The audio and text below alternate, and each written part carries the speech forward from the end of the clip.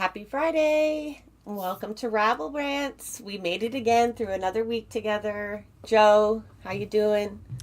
Not bad, not bad. How are you doing? I am eager to discuss some things today. I got a little bit my blood is boiling with some of the topics that we have today. They touch close to home. But I'm also very excited to have Sarah Colero in the house.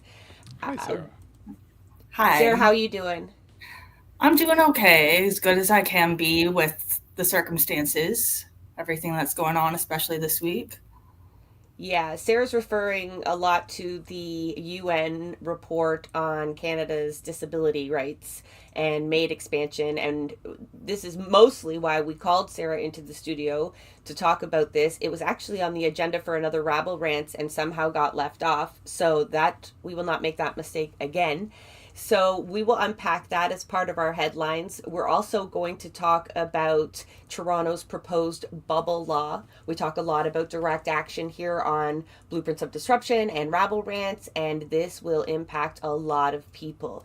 So we'll talk about what it means and what people are doing to respond to it. We'll also talk about a recent report on Ontario police possibly using Israeli spyware. Um, yeah, lots to talk about on that. I don't think I need to say any more at the moment. And of course, we're in the thick of a federal Canadian election. We're not big fans of elections or politicians here, but it brings up issues we need to discuss, and we will discuss them. And that's just the first half. Then we get into all of the disruptive stuff that's going on Turtle Island, updates on some of the campaigns we've talked about before, and we've got quite a bit of news going on there. Good news. Last we don't always get to share good news. So hopefully that'll lift people up. And because of the stories that we're talking about this week, we are going to revisit our activist tip of the week on cell phone use, around direct action, around organizing, how to keep it running, and how to keep it safe. So, and it'll become apparent why we're doing that as we go through the stories that we're talking about today. So let's start with some of those stories.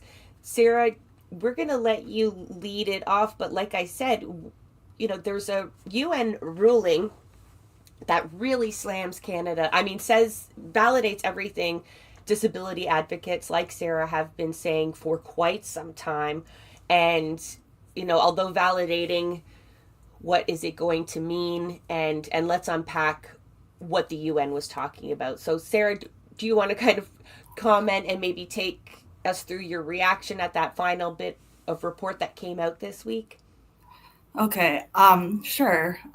Okay, so a lot of things happened last week, um, and that leads into the UN final review that was released a few days ago.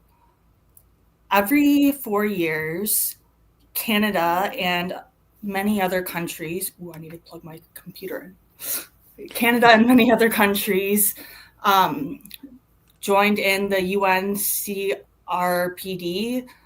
the Committee on Rights of Persons with Disabilities.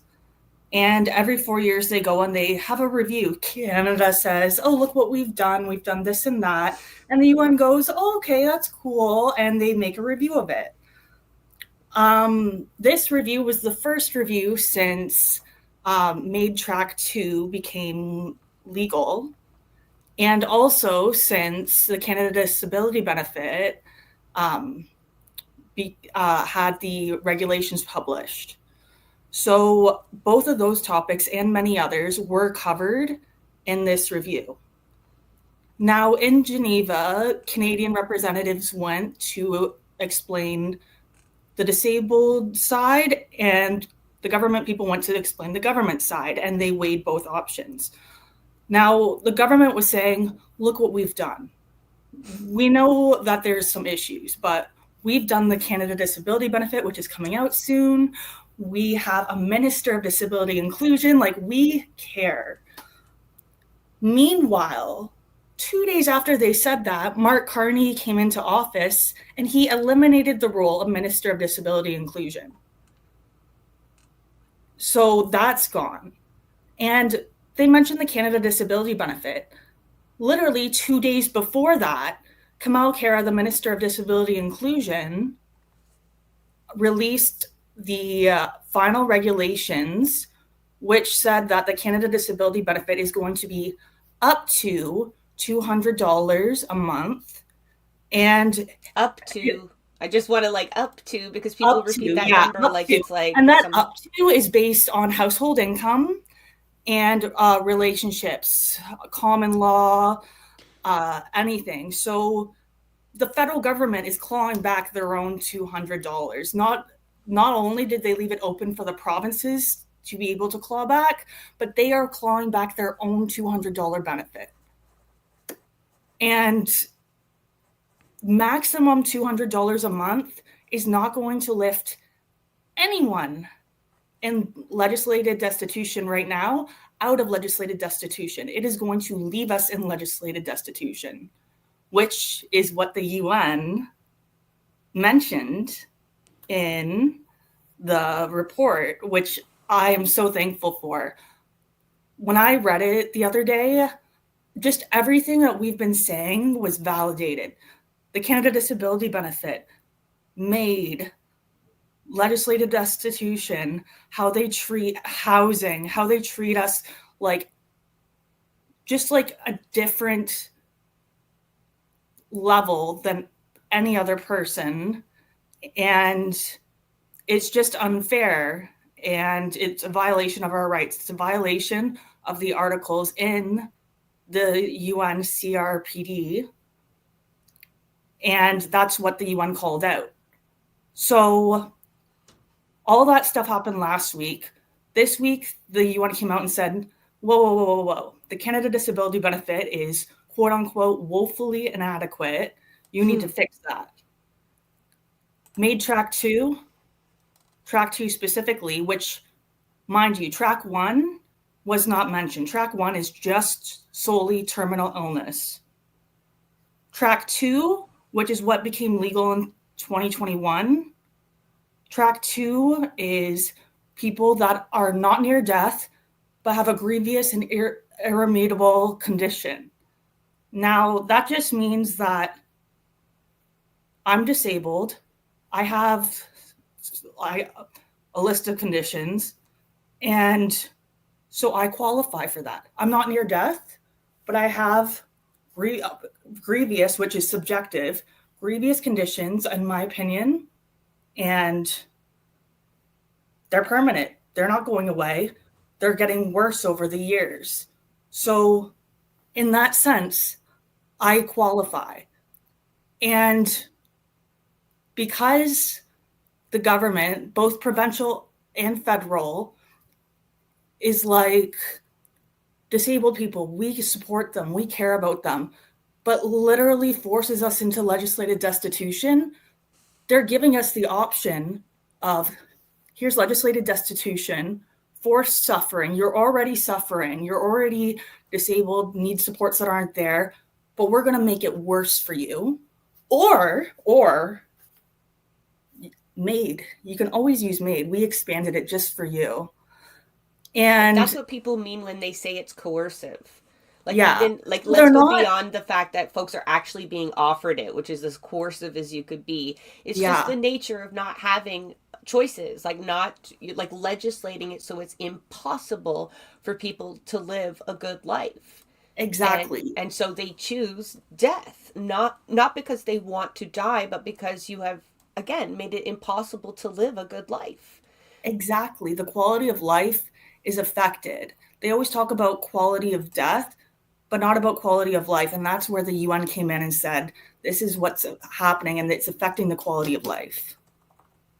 And their overall recommendation, they have many, but the two that I'm most proud of is fix the Canada Disability Benefit, make it adequate, make it like it says it's going to be in the legislation, which is modeled after the GIS, which is comparable to the MBM, which is the poverty line in Canada. Sorry, I had a mind glitch. Where was I? You just talking about that it compares to the GIS. Oh, yeah. So, yeah, so they need to make it like it says it's going to be, but also on the MAiD side, they're like, MAiD, this violates many agreements that you agreed to. So we need to stop it. We need to stop it now. MAiD track 2, you need to cut. MAiD track 1, they did not mention. MAiD track 1 is off to the side. They're like MAiD track 2, the one from 2021, the one for near death, grievous and irremediable condition, the one that's coercing people alongside your legislated poverty, that needs to stop. Yeah. Also, when they legislated MAiD, they didn't just legislate it for that. They also already legislated for sole condition mental illness. They delayed this clause until March 17th, 2027, but it has already passed. It has already been voted on. Before we continue, what do you mean by sole condition? Sole condition. Yeah. So I have disabilities, physical disabilities, and I also have mental illness. But my primary disability is my physical disabilities, my neurological ones. But say there's a person who does not have the physical disabilities, who does not have a large, vast medical history, but has mental illness alone. Solely mental illness is what they have. They will then be allowed to use it. Those people in particular. So people who just have mental illness. Because right now, people that have a disability along with a mental illness, even though mental illness is a disability, but in text, people who have a disability along with the mental illness, they can already use MAiD. But it's just the people that are only diagnosed with a mental illness and nothing more, they will be open to use it. And it's already been voted on. It's already legislated. And the UN said, you need to stop that. It's coming out in 2027. You need to stop that right now. So cut and repeal track 2, along with the clause in track 2 for sole condition mental illness. And furthermore, it says to stop discussions of mature minors, which they've been discussing since 2023. Mature minors is what they define as children 12 to 18 years old, so teenagers. And they think that they could make a decision that they want to die, which I have a lot to say about that because I attempted suicide at age 14. And if that law was open then, which is a long time ago now, I'm so old. No, I'm kidding. But I would have used it, no doubt about it. And that scares me because I've been through a lot, but I've also been through a lot of good things that I would have missed out on if I had my life cut at 14, which is what mature minors is. But along with mature minors, there's also the discussion of advanced requests, which the federal government just closed their consultation on in February.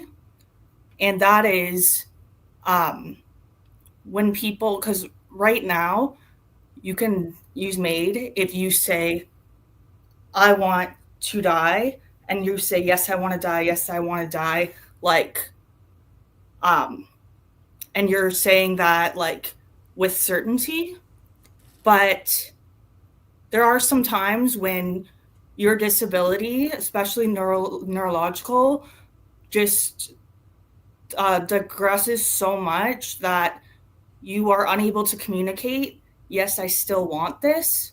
So right now you would not be able to use that, but they're like, we want to make it for advanced requests. So you can say, when I'm like that, where I cannot communicate to you, I still want it. So like, and it's beyond a DNR, right? It's a or it would require action on Yeah. the end of healthcare officials, right? And so you would not be able to change your mind once you no longer had the capacity to communicate. Exactly. There is Yeah. a situation. There is a situation where I kind of notice, and it's kind of personal in regards to people in my family, where this is actually being looked into as something that's desired. But understand their context is very much there's a very high likelihood for Alzheimer's and dementia, and at that particular point in time, they're already at advanced age, and they do want to look into MAiD, or if they ever get to that particular point. And they've seen it many times in regards to the quality of life, as they're, where it's only a couple of more years, and these people are going to pass away.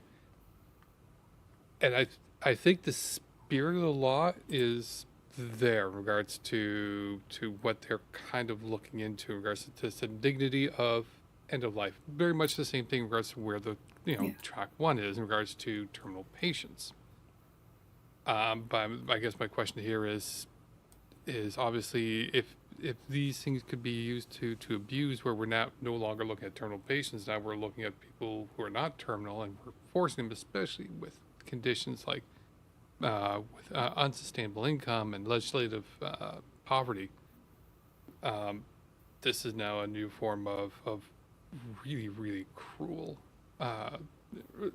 incredible cruelty. I don't even want to say exactly my full thoughts. It violates rights. It violates It's the eugenics. agreements that Canada made. Yeah, that's exactly the word I was trying to say without saying it. It's eugenics. We can say it. It is. It is eugenics. Thank Yeah. you. It is eugenics. And it's not forcing people to die, but again, it's coercing people to die. We're not telling you to do it, but yeah, they're not like, you should die now, which actually Canada paid CAMAP ChemMap to write guidelines for doctors and physicians and nurse practitioners surrounding MAiD. And it actually encourages physicians to bring up MAiD unprompted to people who they think would use it or it's necessary for. And that is abused a lot because some doctors, quite frankly, I'm sorry, aren't nice people. Well, actually, I'm not sorry about that. They aren't nice people, some of them. Yeah.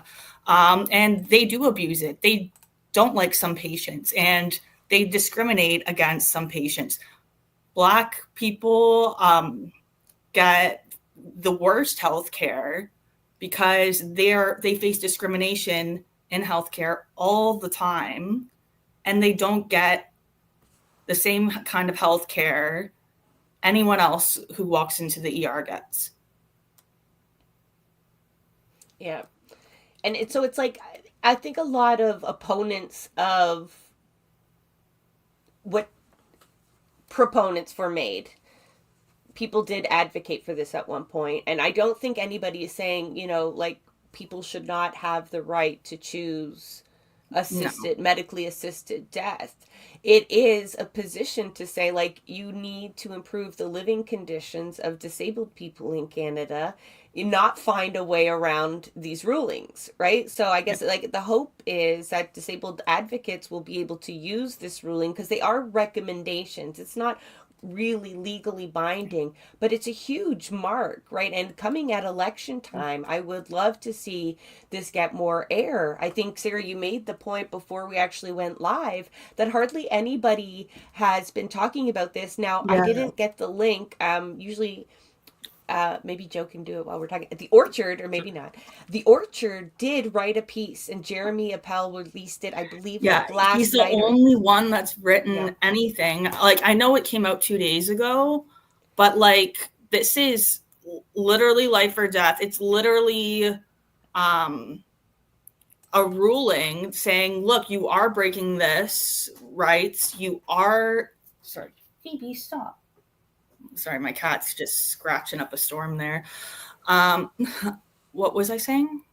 Sorry, I got off track there, but just like talking about the lack of coverage. Now, you said it only came out 2 days ago, but to be fair, like they gave a prelude that this would be their ruling, and right? that's like, what I was alluding to earlier by referring to last week. Last week they were in Geneva, so they knew this was coming. They knew that the UN was going to write a final review and it was going to come out within the next 2 weeks, which really highlights why Mark Carney would eliminate the role of Minister of Disability Inclusion. So there really is no individual minister to respond to it.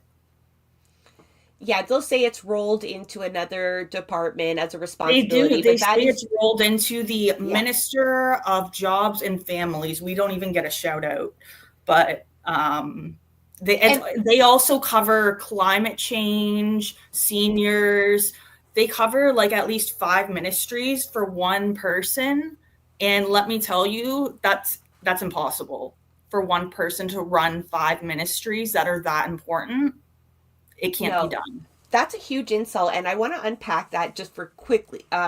Jobs and families. Why is that such an insult to be rolled into that and not even get it? Like, she says, like, not get a shout out, but it's so much deeper than that, right? Jobs, it's like disabled people should just figure out how to work. That you get that from Ford a lot, right? Oh, we'll make it easier for them to enter the workforce. Like that is, it's like work or die, right? And he then families also eliminated the Minister of Labor, and made that into Jobs and Families, and that really raises flags to me because jobs is more looking at businesses, workplaces, like employers. But labor is looking at the workers, looking at conditions for the workers. And it just looks like it's more. It is. But the other part of that title, the new department that disability issues are going to fall under is families. And it's ironic, not that, disabled people don't have families, but it's worth noting that most provincial disability benefits essentially force disabled people to be single, right? They financially penalize you for fucking marrying someone or living with someone, and you don't get to, let's say 2 disabled people marry each other and they're both on benefits. They don't get, it's not like they get to keep that equal amount of benefits. It's actually will be less. So like it's legislated around keeping disabled people isolated as well as in poverty. So that is a real, fuck you, honestly, to disabled people to lump it into that portfolio and name it that. They could have named it all kinds of things. That was deliberate. Yeah. And actually, not only are provincial the disability programs like that, but the federal ones like that too, because if you have a partner, common law and stuff, you get docked, that $200 starts decreasing. So again, you're punished if you have a family. You're punished if you have a partner, if you're living financially. And the UN, they didn't talk about that, but it just reminded me. They did give a shout out to, well, not a shout out, but a negative shout out, condemning Alberta and Ontario and also BC for having means testing and conditions around their provincial disability programs that affect autonomy. For example, to hate the Ontario every day. Ontario ODSP, we have to log into My Benefits, which is this program which has an abundance of problems. I could go on and on, but we have to log on every month and say, no, I have not left the province. And if you don't do that, your account is on hold, which means you don't get your income. So you have to literally let them know, no, I haven't left the province, which how can we with this little income? But, and they said that affects our autonomy because they gave an example. I forget what it was, but if you have to travel for family from province to province or something, it's that affects it, and that hurts our autonomy. We can't go anywhere. We can't do anything, along with the means testing of relationships and working. Like in Ontario, they make this big deal, like Doug Ford, we increased the amount that you can get when you work. So now you earn up to $1,000 before we claw back. But the thing is, they increase their clawback. So after the $1,000, every dollar you earn, they get 75 cents, you get 25 cents. Yeah. They take 75%. Yeah, there's so much to unpack about the unfairness around the provincial support, but sorry, I don't want. No, it's okay. It's just, and it really should be dedicated to an entire episode. But, and I was trying to find the link, but my laptop looked like it was about to start smoking. Yeah. It was, we did an episode called Work or Die, and we brought on a lot of disabled advocates to kind of attest to. Yeah, but since there's so many problems, especially like legislative destitution with provincial, that's part of the reason why the Canada Disability Benefit was supposed to come. Because in 2019, Justin Trudeau said, we want MAiD Track 2, but we understand that there is MAiD pressures. And the provinces just aren't stacking up. So we are going to introduce a federal support so that there isn't pressure on these people. And he made one, but the exact opposite of what he said. He made one to keep us in legislative destitution, so the pressure is more. And that is the ultimate betrayal. Yeah. And they all voted for it, right? Like that's when we talk about the election, and it's like they'll all be just as guilty when it comes to that portfolio. But we've got to kind of maybe move through to another headline, Sarah. But like I said, perhaps we'll call you back on for another update. We'll see how the government responds to this report, if they do anything, but surely it will deserve more critique. Even Maple Minds. Thanks for highlighting it. Yeah, I hope that the mainstream media speaks about it. Yeah, we're not mainstream. We've got a small audience. I mean, I encourage folks listening to share. You can see that we're trying to grow our audience, but we will blast this as loud as possible. And Canada only seems to act when there's public outrage.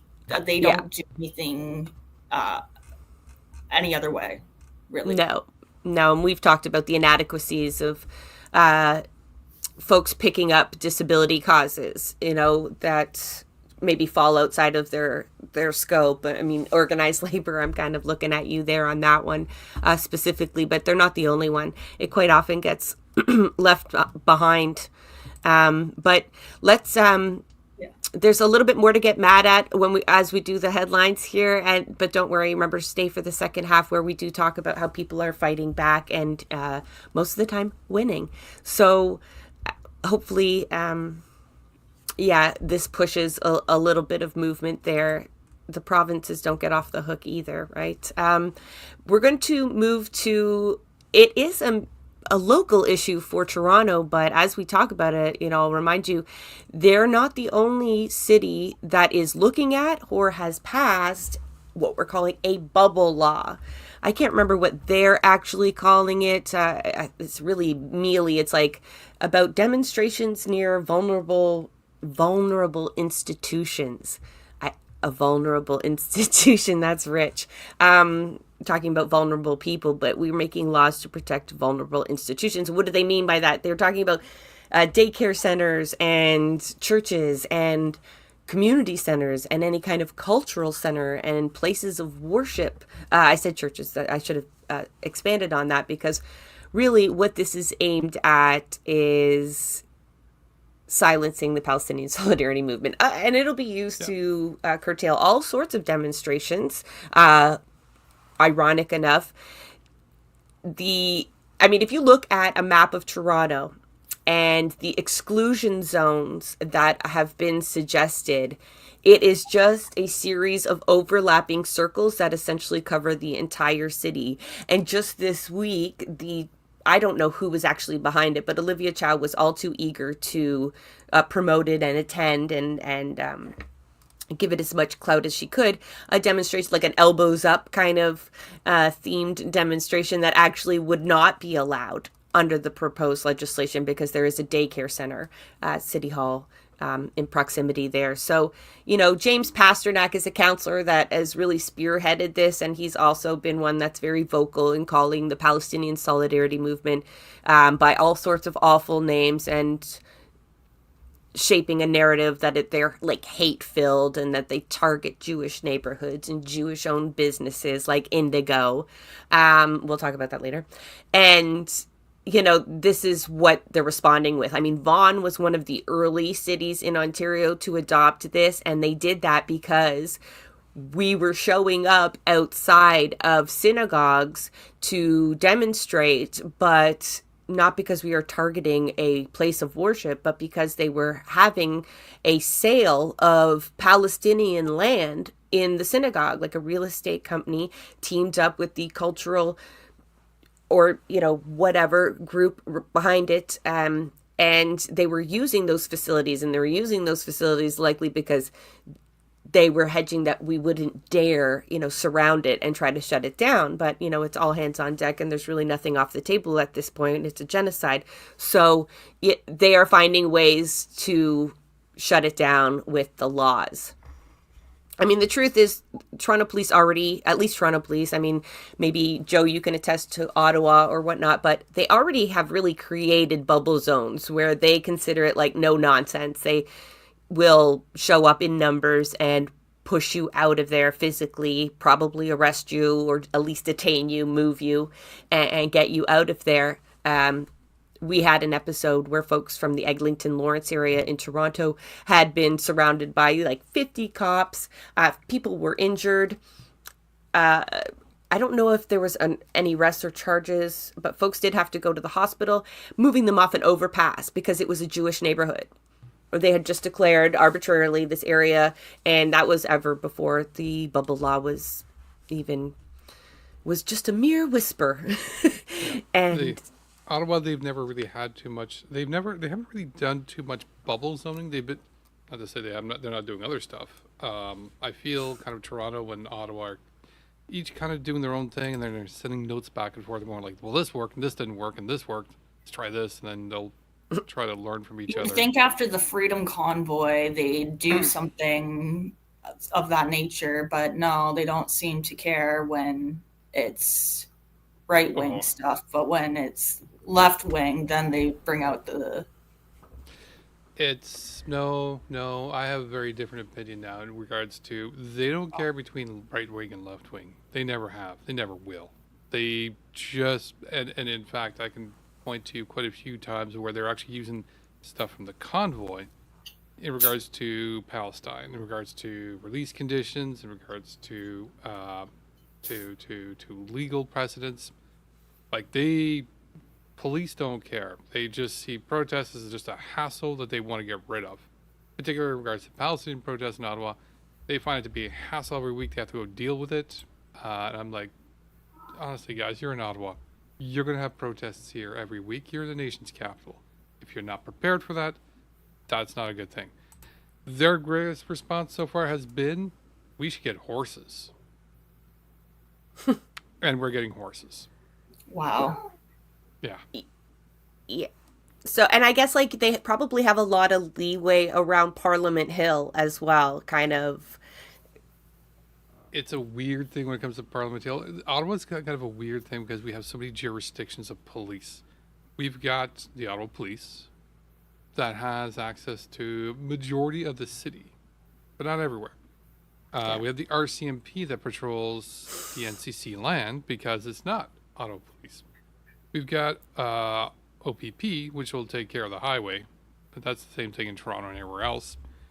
And then we've got PPS, which is Parliamentary Police, which is on the Hill, and anywhere else it's Parliament, where they have the right to arrest, but then they don't have the right to do it. They can't do anything else except for handing them over to Ottawa Police because they don't have the facilities or anything else.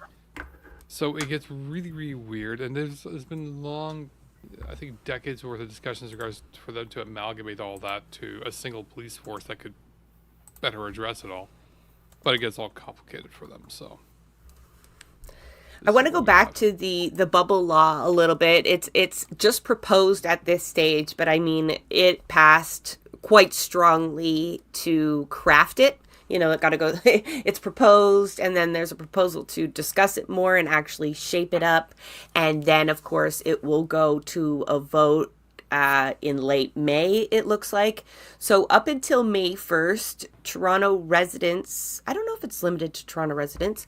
I'm going to drop the link in the chat.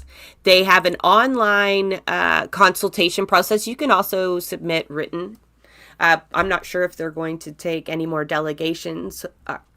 I'm not quite sure what happens after this. But yes, so folks can put their 2 cents in. I mean, my thoughts on that is just, I'm not sure how much they're going to take that into consideration. Like, we've had so many community groups attest to us over and over and over again. I mean, we just launched a Vancouver Tenants Union episode for Blueprints of Disruption on Tuesday, and they talk about like spending 5 years trying to get like city councilors on board and or MLAs, they're out in BC, and just almost have nothing to show for it or for the bureaucracy to actually end up deciding what happens and what doesn't happen. So I hate people putting too much energy into thinking that these consultations will actually make a difference, because like you're talking about this being advocated by Mayor Chow. She added language to that didn't pull it back by any means. So she is completely gung-ho about this, and I'll always remind people that basically, like, I think it was October 8th or 9th of 2023, she was the first person almost to correlate the need for stronger police powers because of the situation in Gaza, right? So Pasternak might be spearheading this, but it's a progressive mayor that, you know, a lot of grassroots organizations fought to get there, that is not even trying to rein this in at all. There's so many reasons to be disappointed with Mayor Olivia Chow, but this is going to be probably one of the biggest ones when this essentially goes through. But folks can, you know, fill out the consultation, but I suggest mobilizing like we always do, rather than appealing to the good nature of the bureaucrats at City Hall or the mayor, because that has seemed to, that's fucking fruitful. I mean, what are we 17 months in? Like, are you serious? Like, what do you think an email to her at this point is going to do? So, but, you know, my suggestion would be like, don't listen to it, you know, but they're suggesting fines of up to $100,000. Joe, could you share the Instagram link that's there? The Palestinian Solidarity or Palestinian Youth Movement is mobilizing against this.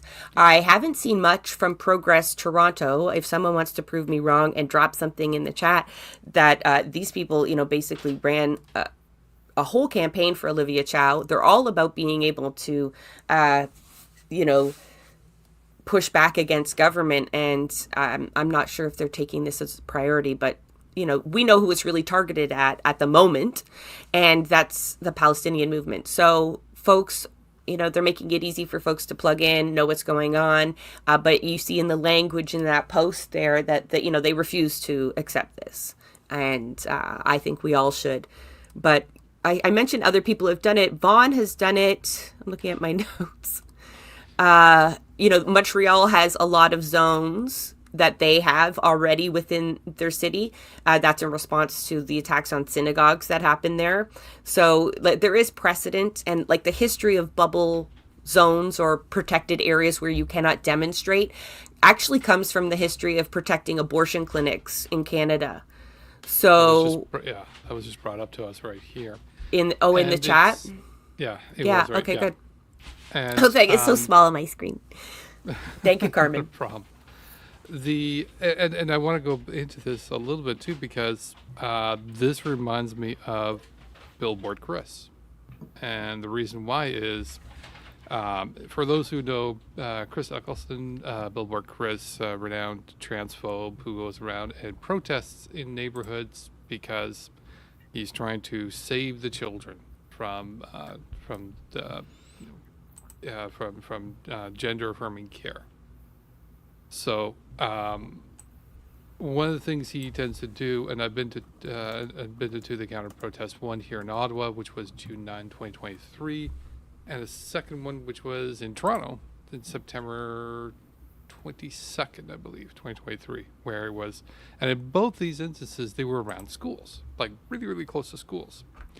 And this discussion came up in regards to making bubble zones around the schools, around this, and they had, especially in Toronto, in Ottawa was a fair size. I think we had a total like 500 people, about 300 defenders, and 200, 100 to 200 people trying to speak for anti-trans legislation.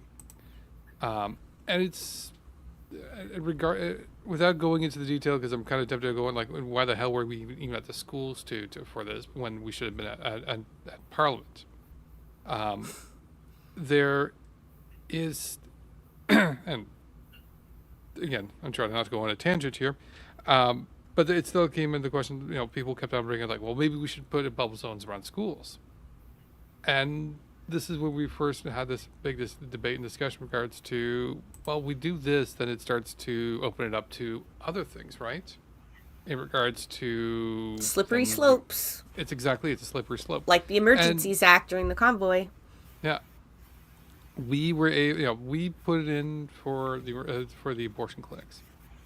The problem is that once you open up that Pandora's box, you can't close it. And so now that you're able to do it for the abortion clinics, and don't get me wrong, it's not I don't think that women should be safe and have access to the abortion clinics.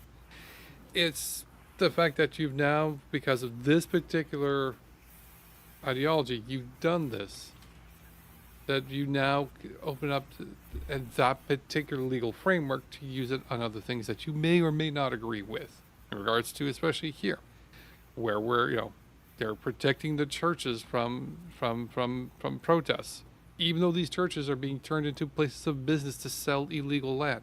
That doesn't matter. They're just stopping at the word church or place of worship, and that's it. And they don't care to do anything more. They now have a place that they can safely do this operation at. Yeah, no, and they'll hide there. And I mentioned before that politicians will put their offices in these zones, so you won't have, you can request an appointment to go see them, but any staged demonstrations will be open to, massive fines that grassroots organizations won't be able to afford. I mean, I imagine this will lead to a charter challenge down the road, but I don't know how many times we have to remind folks those are very expensive, on top of, having to pay the fine, and it's really rolling the dice on whether you'll be successful or not after you invest those resources into legal challenges. But yeah, so folks keep an eye on that, but certainly make some noise and take a look at your own city council, and because Vaughan was like a bit of a litmus test. I don't know if it's been challenged illegally or not, but you don't want these kind of percolating everywhere, because we're going to need to retain the need to protest freely. Even if you don't give a shit about, if you don't give a shit about Palestine, get the fuck off my feet.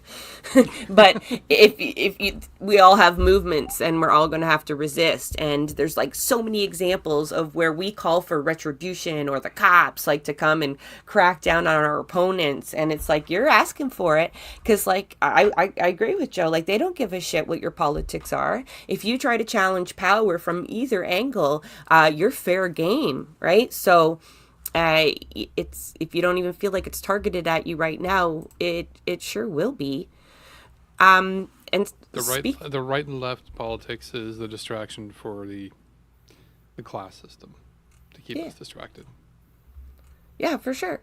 So that kind of natural segue, I think, into the next topic where you're talking about targeting and policing. So the I don't know if it's a think tank. I should look into it more, but it's called the Citizen Lab, and they're out of the University of Toronto. Did I get that right? Yeah.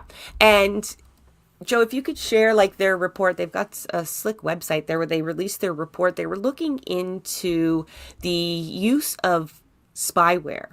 And like it just perpetually gets worse as I tell the story, because it's not just spyware, it's Israeli spyware.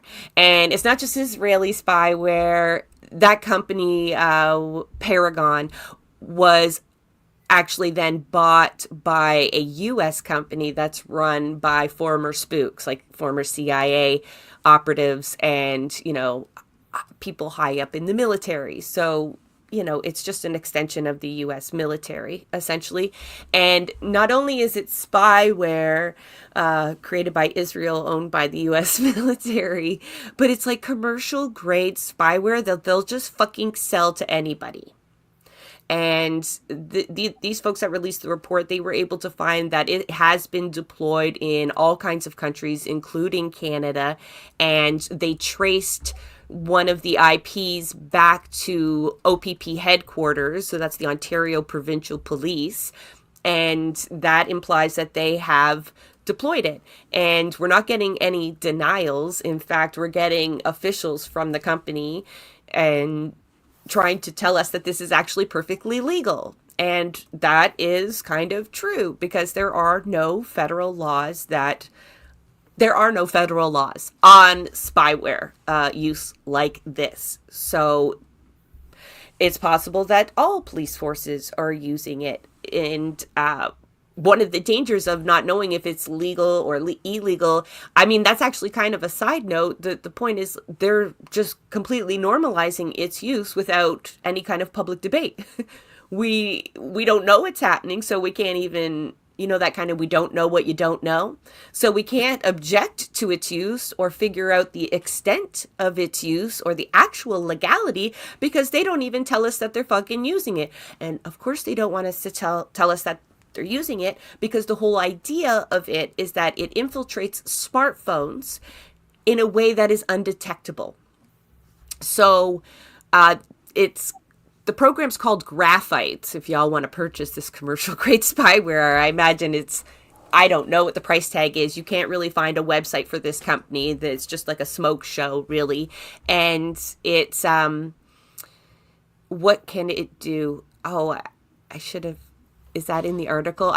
The company differentiates itself by claiming it safeguards to prevent the kinds of spyware abuses that NSO Group and other vendors are notorious for.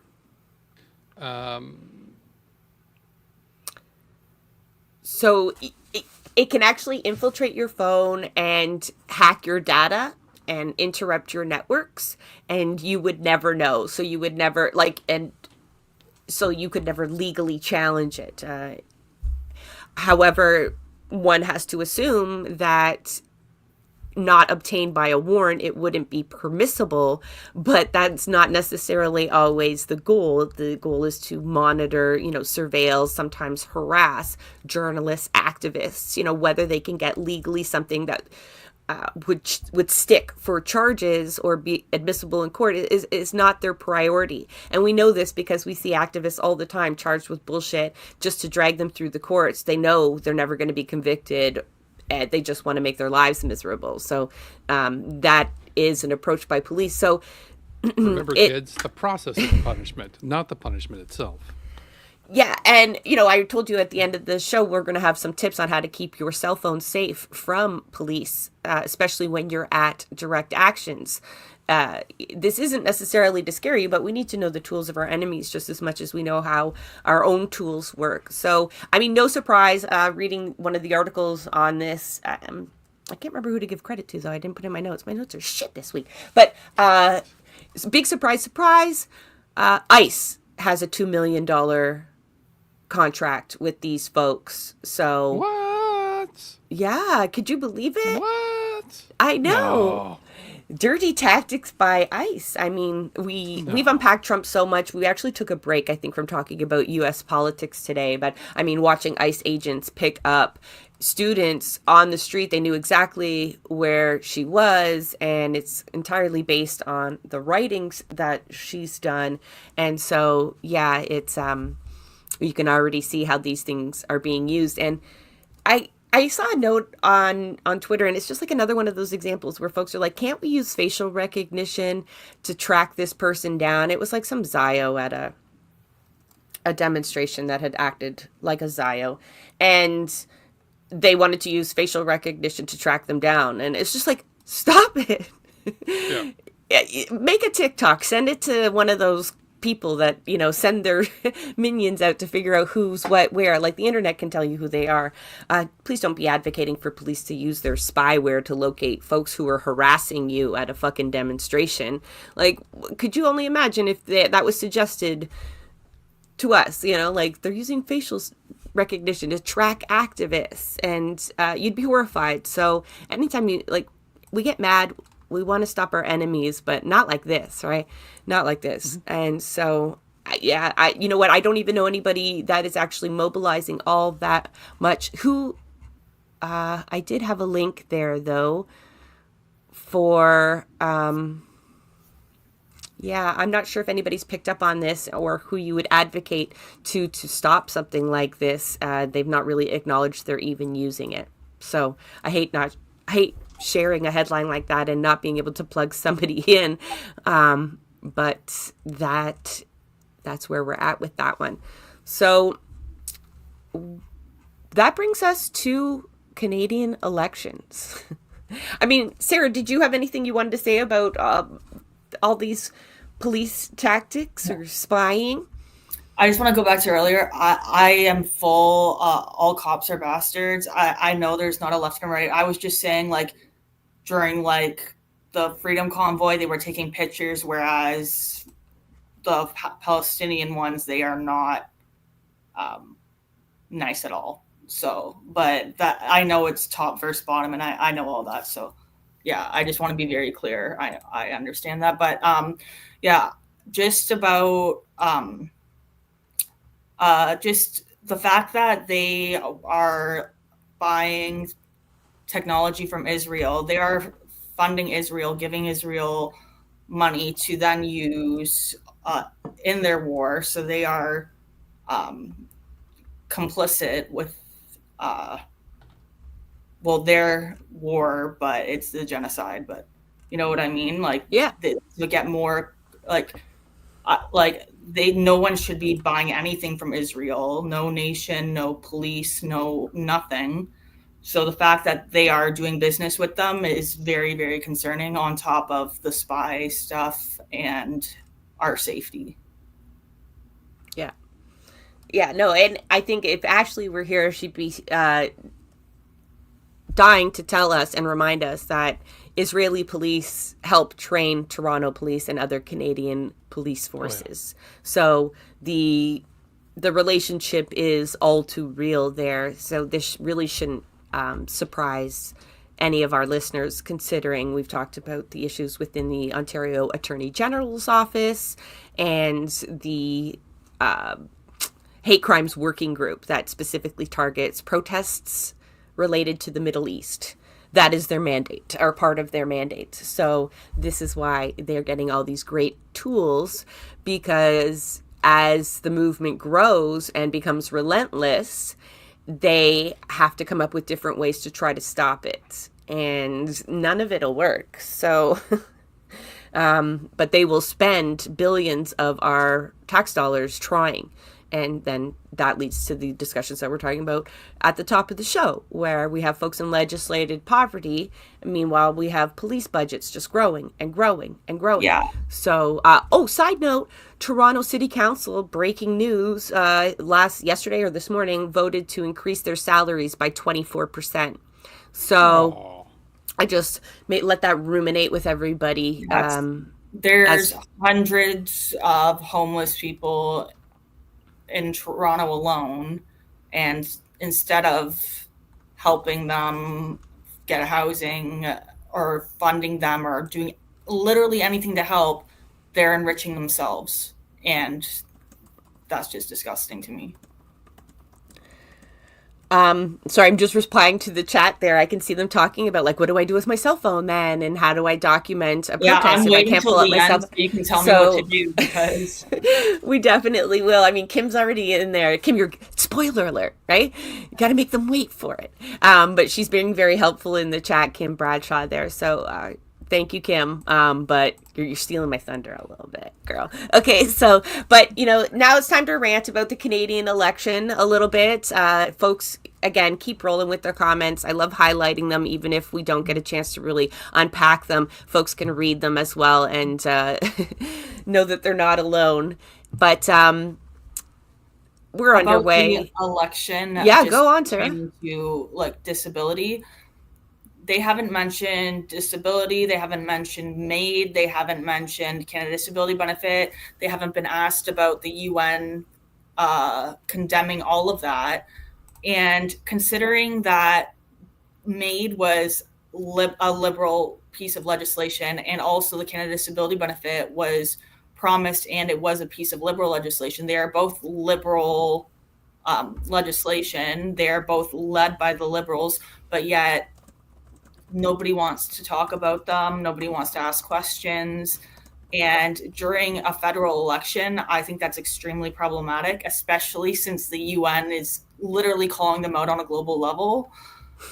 Embarrassing. And nobody's curious. Nobody wants to know. I find that hard to believe. I'm not surprised though.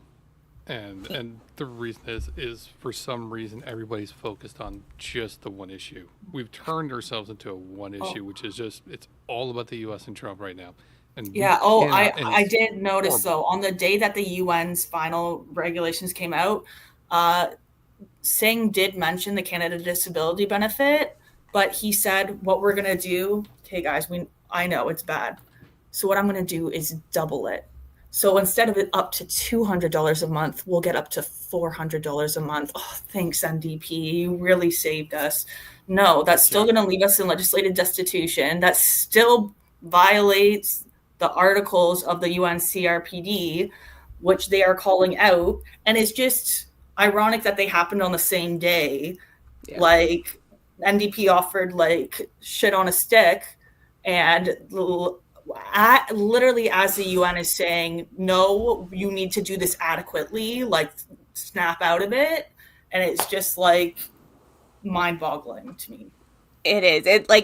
Joe, do you want to talk about the one issue that we're stuck talking? I mean, tariffs will be a big part of it. But I'm going to ask you as well, like, to ponder this question. I realize, like, Carney being able to navigate, whether you think he actually is navigating it or not, the tariff thing on this huge stage while he's in a campaign, when he's not actually been, and I know I'm not feeding into conservative talking points, but he's not been elected by anybody in a riding, right? But he's afforded this huge platform right now. Like, normally election periods are kind of quiet, right? Like, they dissolve parliament. We're not typically in the middle of a fucking crisis. Like, it's very rare we hold an election, because we can pick and choose when to hold these elections. But this is the second snap election in a row. The last one was called by Justin Trudeau in the midst of the COVID lockdowns. That's what I mean. So it's technically our second one in a crisis. Yeah. So. Yeah, it is. And at least that was a crisis like that, deserved responding to. Like, this US thing is all over the place. If we entirely put our energies on just being reactive to Trump and his announcements, delaying tariffs, changing tariffs, and all of that, I feel like all these other issues are going to be lost. But do you think we can get them? Joe, you think we can get them off of this one topic of tariffs? They're always focused on one thing. They're always like, oh, Trump tariffs. Oh, like the economy, like it's declining. Oh, we need to spend all of our money to help Israel or to help forward the war in Ukraine, to do like any of these things, but it's just like you're pushing aside and deprioritizing things that really, really need help. The housing crisis, legislated destitution, just all of these things. And yeah. You're not wrong, and it's not just the politicians doing this, because I've been listening to a lot of spaces, and a lot of places, like, people are just focused on that. Like, they're not discussing anything else. Like, it is concerning, because I'm hearing it in regards to the debate circles, and they're constantly going in regards to, if you listen to the conservative guys that coming in with all the, they're still bringing in the Trudeau talking points. The guy's been gone for a month. Like you need to talk about the people who are there and what they're trying to do and what their plans are. They all have the same plans. Yeah, and honestly, Mark Carney eliminating all the DEI related ministries on his first day being PM, that sends a big sign that that's not his ammo, that's not his priority, that he really doesn't care about those things, and that sends a negative outlook on what his future leadership, if he gets elected, is going to be.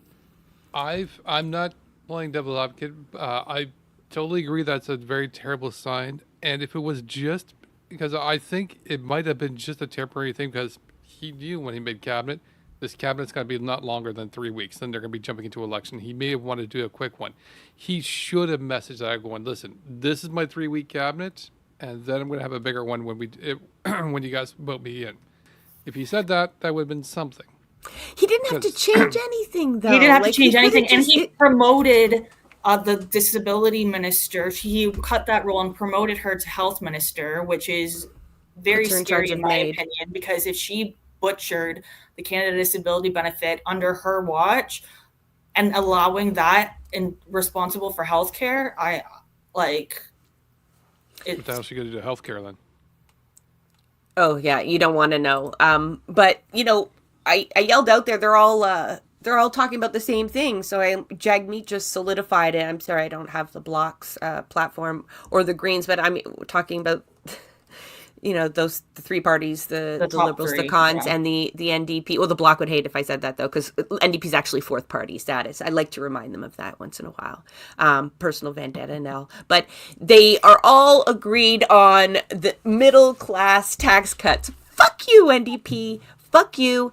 Fuck you. Stop talking about cutting taxes. Stop it. That's not how you get people out of poverty. That is how our social safety net disappears completely.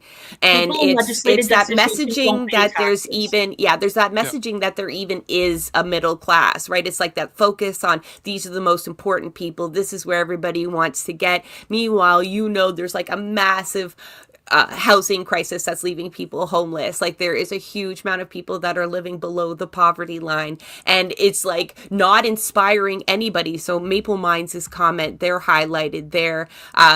Most of their attack ads, yes, they think that is the winning strategy, despite losing terribly doing that all the time. They don't come up with inspiring anything.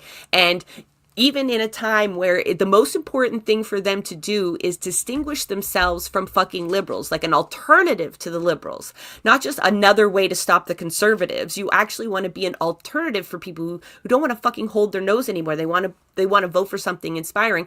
And you can't even do that now when you can say anything the fuck you want. You're projected to win 4 fucking seats. You could promise people the moon right now and at least let them know that these are possible, that these are something that are still on the minds of Canadian politicians, that you will lift people out of legislated poverty and all of these things. But even in this moment where you could say anything, you're still just exactly repeating the liberals. You're making it possible for your canvassers to go door to door and answer people like, how are they not Trudeau? How is this not Carney? How are you guys different? And they will have no answer for these people at all. None.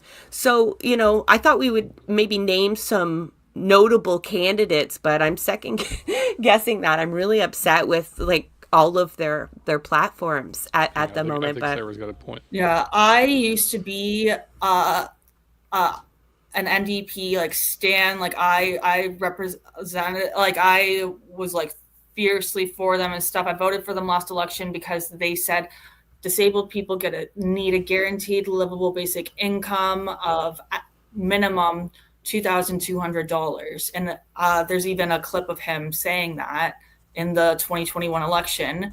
And now, flash to now, not only did the NDP vote for the bait and switch of the Canada Disability Benefit, which is why I despise them now, but they're now saying, okay, we'll give you, and like she said, they could shoot for the moon, they could shoot for the stars right now, they could say literally anything. And what are they saying? What's their best offer? Doubling the Canada Disability Benefit to be what? $400. That is disgusting. They're already a sinking ship. There's like no reason not to go, you know what, disabled people deserve da-da-da-da-da. Disabled people deserve a livable amount. Disabled people deserve an adequate Canada Disability Benefit. Instead of saying these things, they're just like, they deserve to be, like, it's doubled and stuff. Not even saying that that's only $400, hiding that amount. And it's just like, they have lost everything that I thought they had. They are the Liberals. They agree with the Liberals on anything, and it's just a continuation of what you said. They could say anything, and they're choosing to go literally be the Liberal Party like they've done for the past 4 years. One thing about the NDP as well is they're in a position where they have depleted their grassroots, you know, with behavior like this. Like, Sarah's by far not the only disillusioned NDPer, right, who put all their hopes in this progressive party only to be disappointed. And I don't know how many times we've had to bring up the BC NDP on here. So, you know, there's a lot of Canadians out there, a lot of people in Canada who vote and who are like, I have no idea who to vote for. And you know, I feel you. I get it. Like, what you do at the ballot box just doesn't seem to make much of a difference at the moment. And, you know, the whole point of bloopers. Yeah. Either way, it's just the speed and the suffering. I'm kind of surprised also that seeing this, I'm surprised that Green is not trying to capitalize on the NDP's losses. I mean, they've done some much better positive messaging, especially even on the Ontario provincial election. I'm like, these guys are doing NDP better than the NDP. I know. I think, you know, what's happening with especially the federal election. I don't know if this applied in the provincial. I mean, I see a lot of socialists and a lot of folks, you know, that are at where I'm at with the NDP going green and voting green and, you know, even running for the Greens. Mm-hmm. And, you know, I get that, but I think for this federal election, people are so focused on stopping Poilievre that it's just a 2-horse race. Like, nobody's talking about the Greens. They could have the best platform out there, but there's no buzz around it. Same with the NDP. Even if they, I think, had something of a shining star to give an example to, there's not a lot of air being given to it. I think, like, there's just a lot of progressives that are just like, well, I guess I gotta vote Liberal. Yeah, it's turned into a 2-horse race, and people are being like, but it's really just right wing versus right wing. Carney's policies, a new era of fiscal responsibility, like just all of that's these austerity. Yeah, it's just just looking at this, looking at like the cuts he made on the first day, just looking at all these things is just like, and how do people not see this? How do people not see like that? Oh, he was not in politics before. He's new to the politics. He's a businessman. That's what they said about Trump. Like, are you not realizing that people who have money like him don't care about the little people, don't care about the little guy, no matter what they say, and they're not saying much. And like, it is literally right wing versus right wing. And I have no idea who to vote for. I'm probably not even going to vote because of everything. Yeah. So it's hard to talk about like who to vote for before we go to what people can do in terms of like rallying around the election and pushing issues. We've got an example of an organization doing that. I mean, there's lots, but my advice to folks is also take a look at your candidates. You know, there might be some folks out there that are actually using their platform, not like the NDP.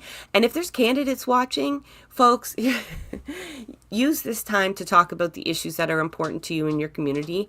Throw out the platform that is, you know, those daily talking points that they email to you every morning. Don't even open them. Don't even open them.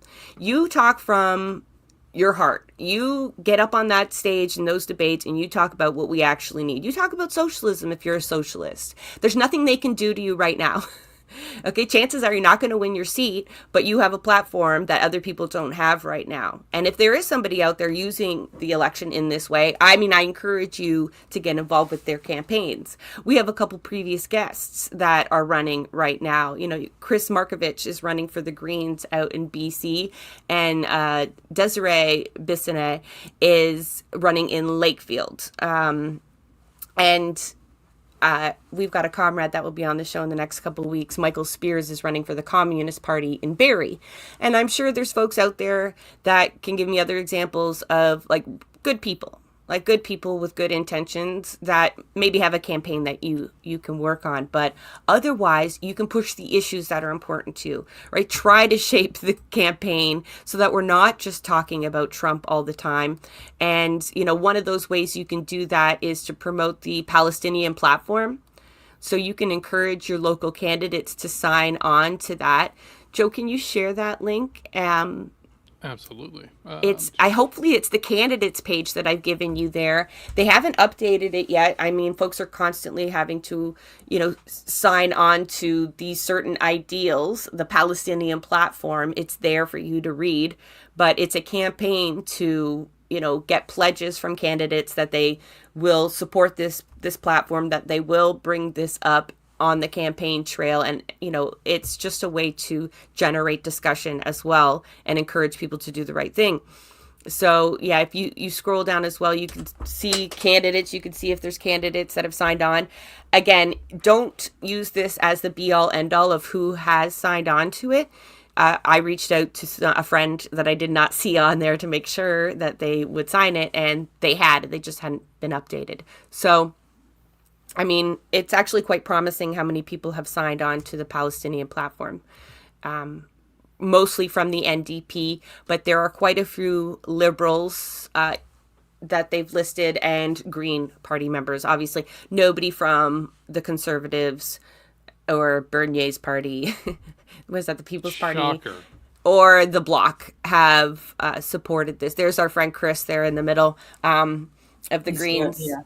So there's, you know, I know the Harm Reduction Coalition of Canada is also having a campaign to push, you know, safe injection sites and safe drug supply and those kinds of issues to the forefront. I mean, I'll admit it's an uphill battle for folks to try to get light, especially since, like, there probably won't be a French language debate, or Carney can't participate. His French is almost non-existent. And he said he's doing one, but not the second one. And the second one, okay, I don't disagree with in regards to the TVA. That one's a little bit controversial because TVA is apparently asking all the parties to give them $75,000 to participate in the French debate. Sorry? I don't like the images that are up. It's like politicians' faces. Oh, yeah. And some of them I don't like very much. You were triggering me. I'm sorry. I paused there because I was a little surprised to see Jagmeet there. I know. His face was on my screen for too long, and I started to sweat. I was just like, no, I'm going to start talking about him, and I'm going to get off track. Like, I'm just going through, and I can see people who voted for MAiD Track 2 and voted for Canada Disability Benefit to be bait and switched, but, you know, they stand for Palestinians, but do they stand for disabled people in Canada? No. Yeah, like looking through this, you're not going to find any perfect people by any means. This is a single issue organization that's organizing this, you know. But I wouldn't be surprised. Like when I ran as a candidate, there's so many organizations that send out questionnaires to folks that ask what your position is, and then they give you a report card. So there's organizations out there that are doing that from different perspectives. This was one example that I could give you. It was most prominent on my feed. But I have a feeling that a lot of people are not going to put that much energy into this election. We're talking about it a lot, but I don't feel like a lot of people are actually working on it, to be honest. But maybe the comment section could correct me. I've kind of lost track of the comments there. But other things in the election is, we brought it up briefly, but tariffs, how people will respond to tariffs. And That's all the same thing, though, in regards to the American issue, the Trump issue, whether it be the tariffs or anything else. Like, that's all we're going to be hearing, unfortunately. Look, Canada's issues were here before Trump was president and before the tariff threat, and Canada's issues will be here after he leaves. Like, the more we go, oh, tariffs, the more we delay our problems, which you guys already know. yeah, It is, and I even pointed this out when Carney was first announced and running, and I said he's probably going to be fantastic in regards to have an economic overview. He's probably going to be good in regards to sort of addressing the some of the trade issues in regards to the tariffs. But what about the rest of the Canada? Like, that was my first question, which is, there's more to running a nation than just trade and tariffs and economy. You've got people. What can you do about all this other stuff, and what can you say about all this stuff? Disability benefits, MAiD issues, our current state of the healthcare right now, and part of it's economic, but other parts is just implementation. Yeah, Like, and there's MAiD so expansions are taken care of by the health minister, and that is who Mark Carney promoted Kamala Kara to after the same week she published the Canada Disability Benefit bait and switch as the official regulations. So she literally posted it here, legislative destitution, and Mark Carney's like, great job. Here, be the health minister, and guess what you get to do? Expand MAiD. You get to work on expanding MAiD, communicating with the lobby groups, et cetera, et cetera. Yeah, no, there's not much to be excited about when it comes to the Canadian election. Yeah. So the only other comment I just want to quickly address is when we're saying Carney's like Trump, it's not. We're not saying he's like Trump, because obviously Carney is not like Trump at all. Trump is an absolute horrible person. He's an elite. He's rich, and he thinks about the people at the top. That's what we mean, right? Well, he's I mean, both of them are very, very different in regards to, Trump is an absolute horrible person. Aside from both of them being rich, this is where they kind of, they vent in. And they're both outsiders. And that's kind of how we're saying, like, they're both outsiders coming in. They're both being sold as people who are going to be coming in fresh because they're not within the political systems. But his name's written on the $20 bill, so he's not that much of an outsider, but... Correct. I mean, he was involved in regards to banking and finances and everything else, but also he's also a technocrat in regards to, he is an expert in regards to economics. He is an expert in regards to international economics, no less. But they are very different in regards to, he's not at least Carney hasn't proved to himself to be a hateful, spiteful person towards to people at the same degree as Trump has in regards to building camps and sending people to Guantanamo Bay or that. And let's be also honest here. This is a very low bar that Trump is setting that keeps going lower every day. And if we keep looking at that as a measurement, that's kind of terrible, because it means our expectations of what we should be expecting from our politicians goes down because of Trump. Yeah, and that's why Canada's just moving right. Like, all parties are like, they are shifting right. The Overton window is going towards the right. And that is largely in part because there's no anchor on the left, right? We have the NDP was supposed to hold that left line, but they move with the wind, right? And rather than digging in and trying to hold that line at all, and like beyond disappointment, you could call them like a controlled opposition at that point, where they are actually doing the job of assisting of moving the Overton window, because they narrow in those possibilities to Canadians, right? Like the biggest possibility they have is middle class tax cuts. And one note that I didn't actually get to is they all agree in increased military spending. Or did I say that? Either way, it's worth repeating because that's bullshit. Increased military spending, and that is placating Trump, right? Trump is going, you guys need to pull your weight. You need to increase your military, and your You're literally contributions to following all his NATO orders. is a big deal. And all your major parties are just like, absolutely. And that's not just now. If you actually read the policy book of the NDP, they've always supported increased military spending, new jets, new boats. It's always to protect our soldiers and our sovereignty. And that point is just all that much more sellable now that when you're talking about the conflict of the United States trying to annex Canada and all of that nonsense. And so I don't mean nonsense as we don't pay attention to it, but in that it's like such a massive distraction at the same time. So, there's not a lot to differentiate the parties. I apologize to the Greens. If you guys got a smoking platform, maybe we should call Chris in, or maybe not. Like, I don't want too many people spending their energies there, but I have sent the UN stuff to Green, and I'm just like, I expect at least you to say something. And they're just like, yes, we will pass it on. And like, they haven't said anything. So that's a little bit disappointing, but I'm still giving them time. Nudge, nudge. You're far more generous than I folks should already know better. Know. But let's actually, I'm going to push us through to the next section. Unless someone's got like something that they're dying to say about the election that they've got in their notes that we didn't get to.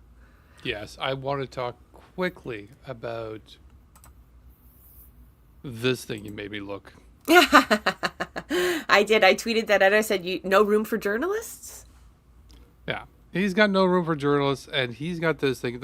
I'm looking at this thing, I'm like, this screams American campaigning. I'm sorry. But it does. Like, we're trying to work towards something more green and everything else. He's like, yeah, I'm going to get myself a jet.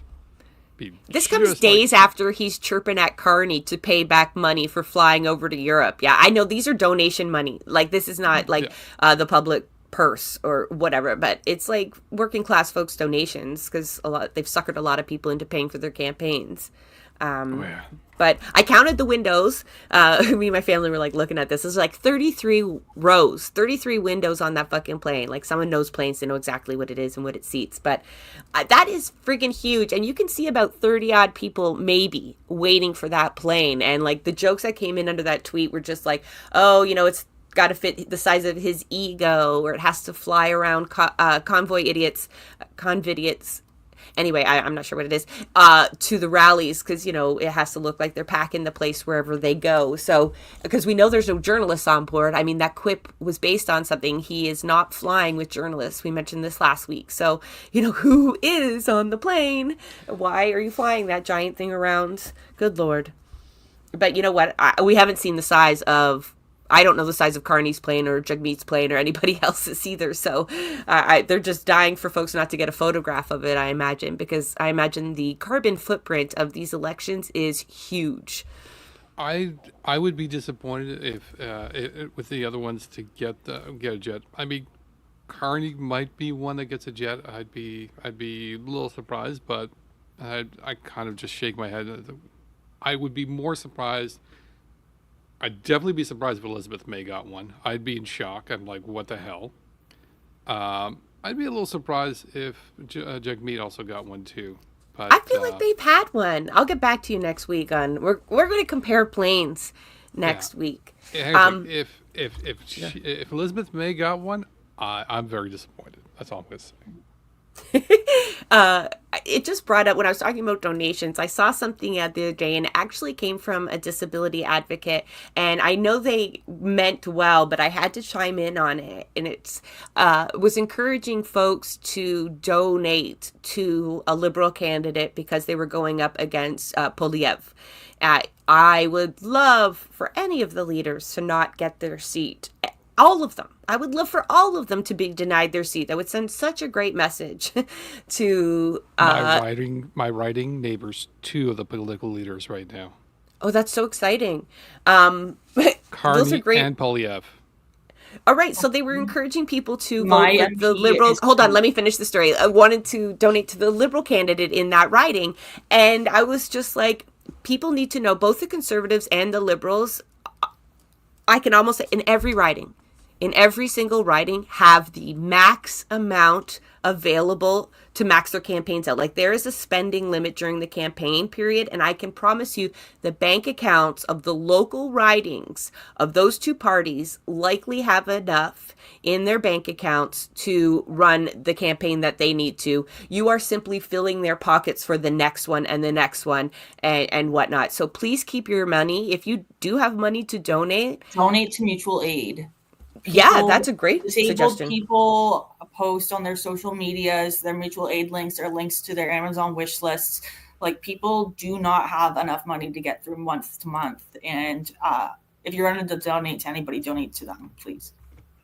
Yeah, that's an absolute great idea. But yeah, just don't steer people towards, vindictive campaigns. It's not going to change their life materially, and it wouldn't even change the outcome of the election or the legislation to come should Polyev lose his seat. I mean, that would just be for optics. So I don't want anybody parting with their money for nonsense like that. Spend it wisely, like Sarah's talking about. But do you have any more points on the plane, or can we go to the, the only thing I can confirm is Carney has a plane.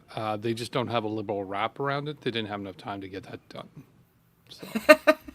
Yeah, that's right. Because was it a plane that he owned before this? And it's good one, Sarah. So I've got it here. Actually, it's from CBC.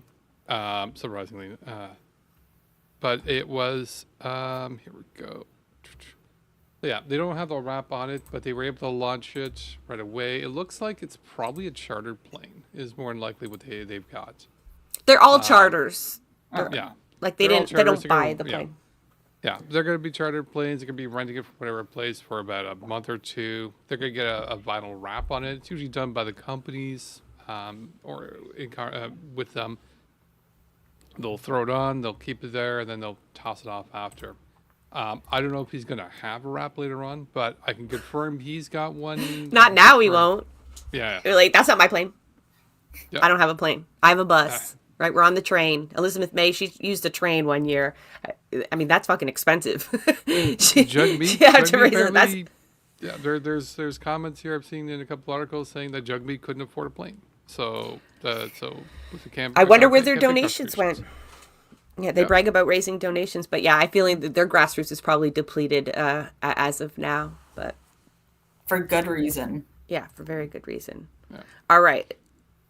Let's go to the Disruptive Updates. This is my favorite part of the show. I feel like it needs its own theme music, like get us riled up. But anyway, so this is where we you're gonna work on it. This is where we update folks on the happenings of the grassroots and rank and file, and they're usually it's good news. And let me scan. Should I maybe start with any bad news I've got?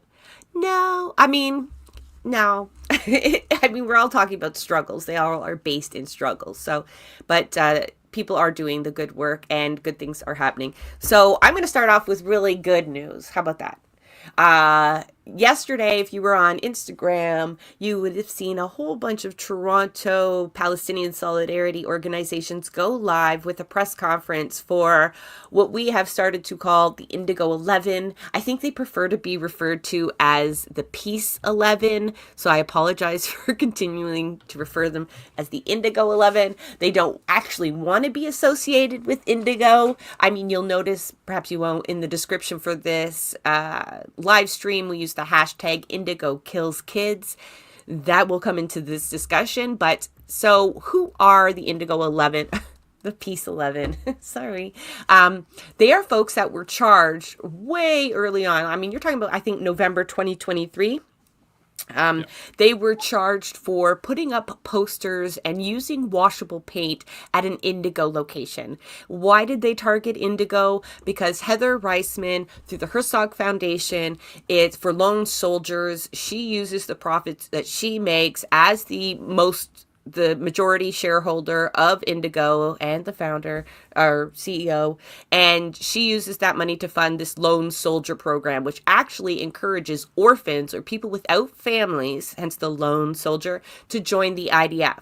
So she's using those profits to fund a foreign military that is committing a genocide, and some peace activists decided to tape up posters, and Heather Reisman contacted the Toronto police and made sure that they faced the fiercest retribution.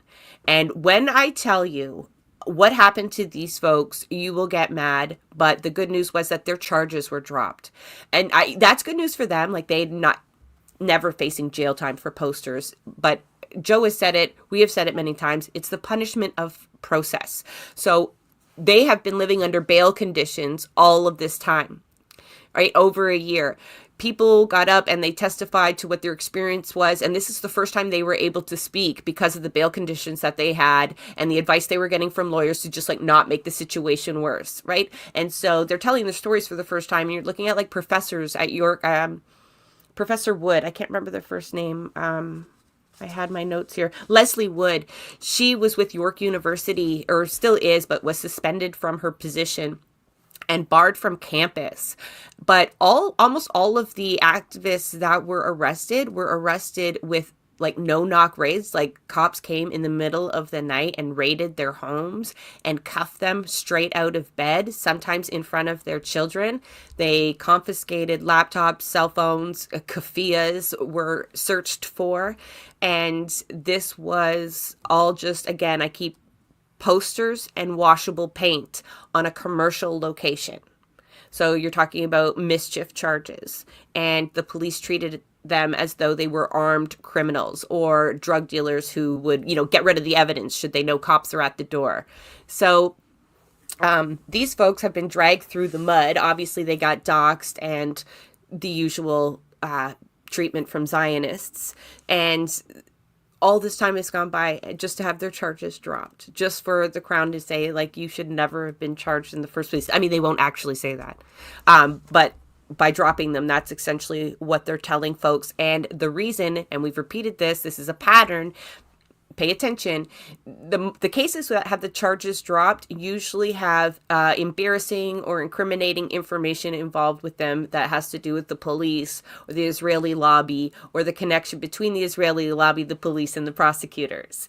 And once this information is almost ready to come to light, we usually see everything get shut down and the charges dropped. So that's, they even suggested as much at the press conference yesterday that that's exactly what had happened. And so some of the information that lawyers were hoping to get they didn't get to actually see. So, but one of the common points amongst like sharing these traumatic arrest stories and, malicious prosecution, folks talked about how they really wouldn't have gotten through it as well as they did without the supports around them. So they specifically called out or thanked the Toronto Community Justice Fund.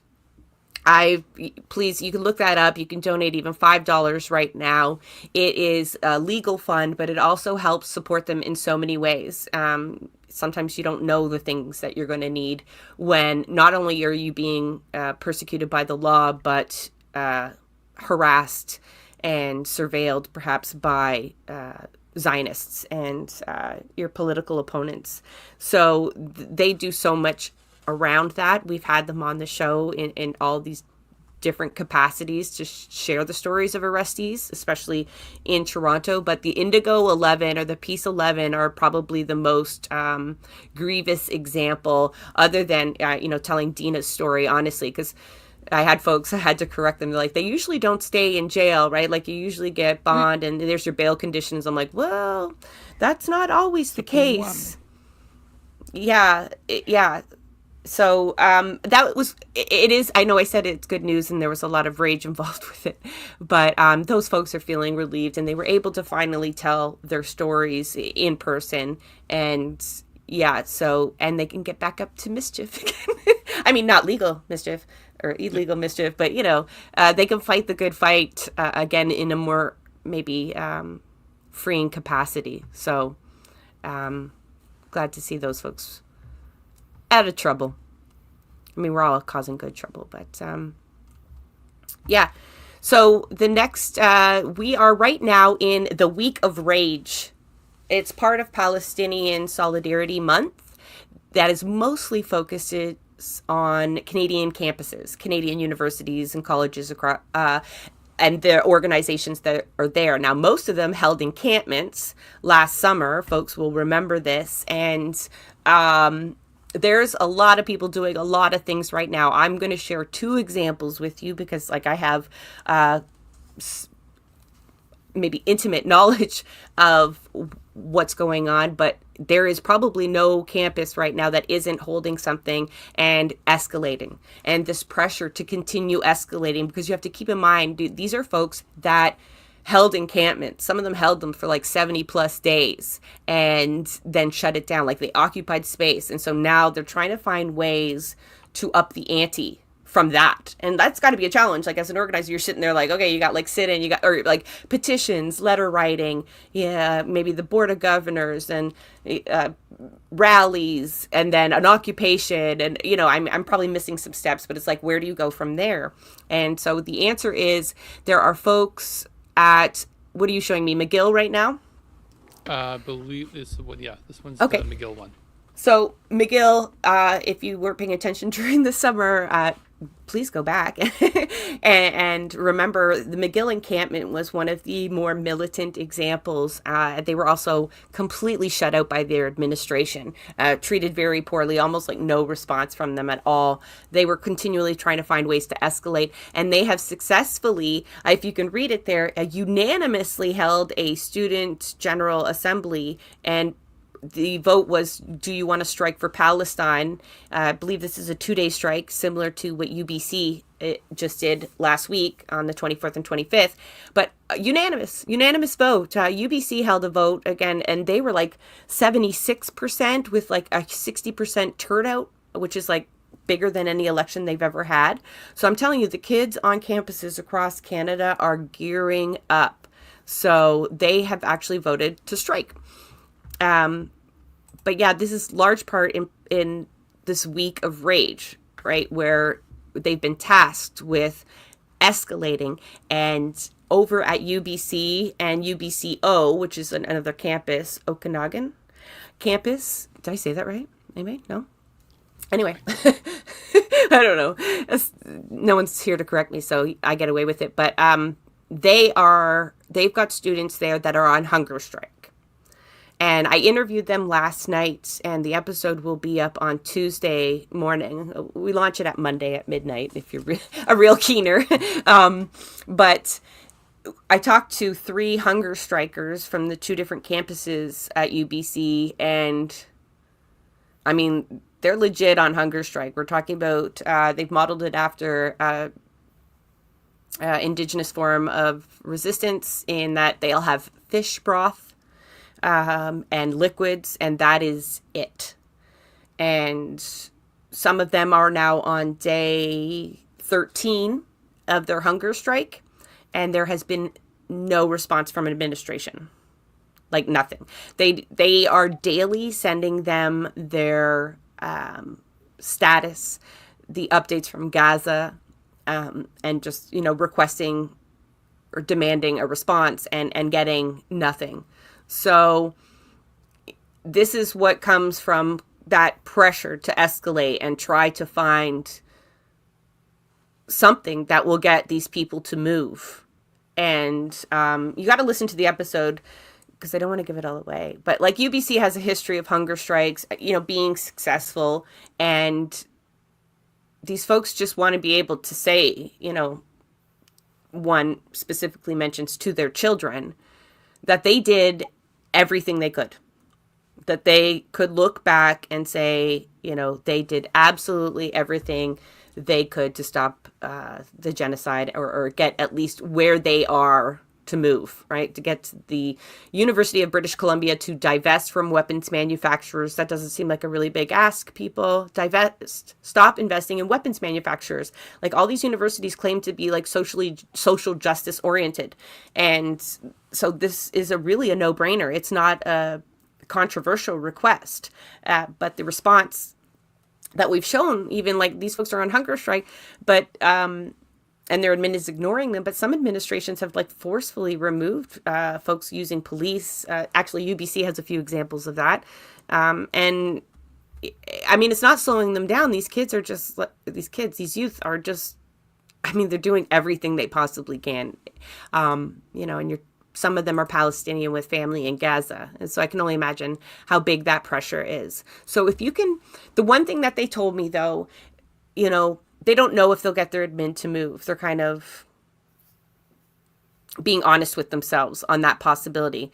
But I don't think they could live with themselves doing it knowing that people didn't hear about it, that people weren't inspired by it to a degree, or that perhaps even Palestinians would hear that, you know, kids in British Columbia are on a hunger strike, that they haven't forgotten about you, because like that matters too. So whether they're successful in like what their demands are, their immediate demands, it's not so much the point. It's like, so if you could share their story, right? You go to UBC Encampment on Instagram, UBCO for Palestine, UBC for Palestine. There's UBC Divest. They've got a lot of student groups that are gearing towards this, and just boost that story.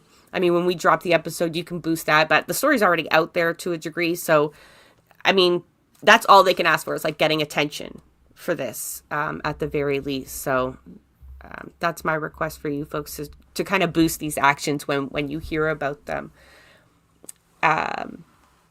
Anybody have any campus updates like that from your neck of the woods?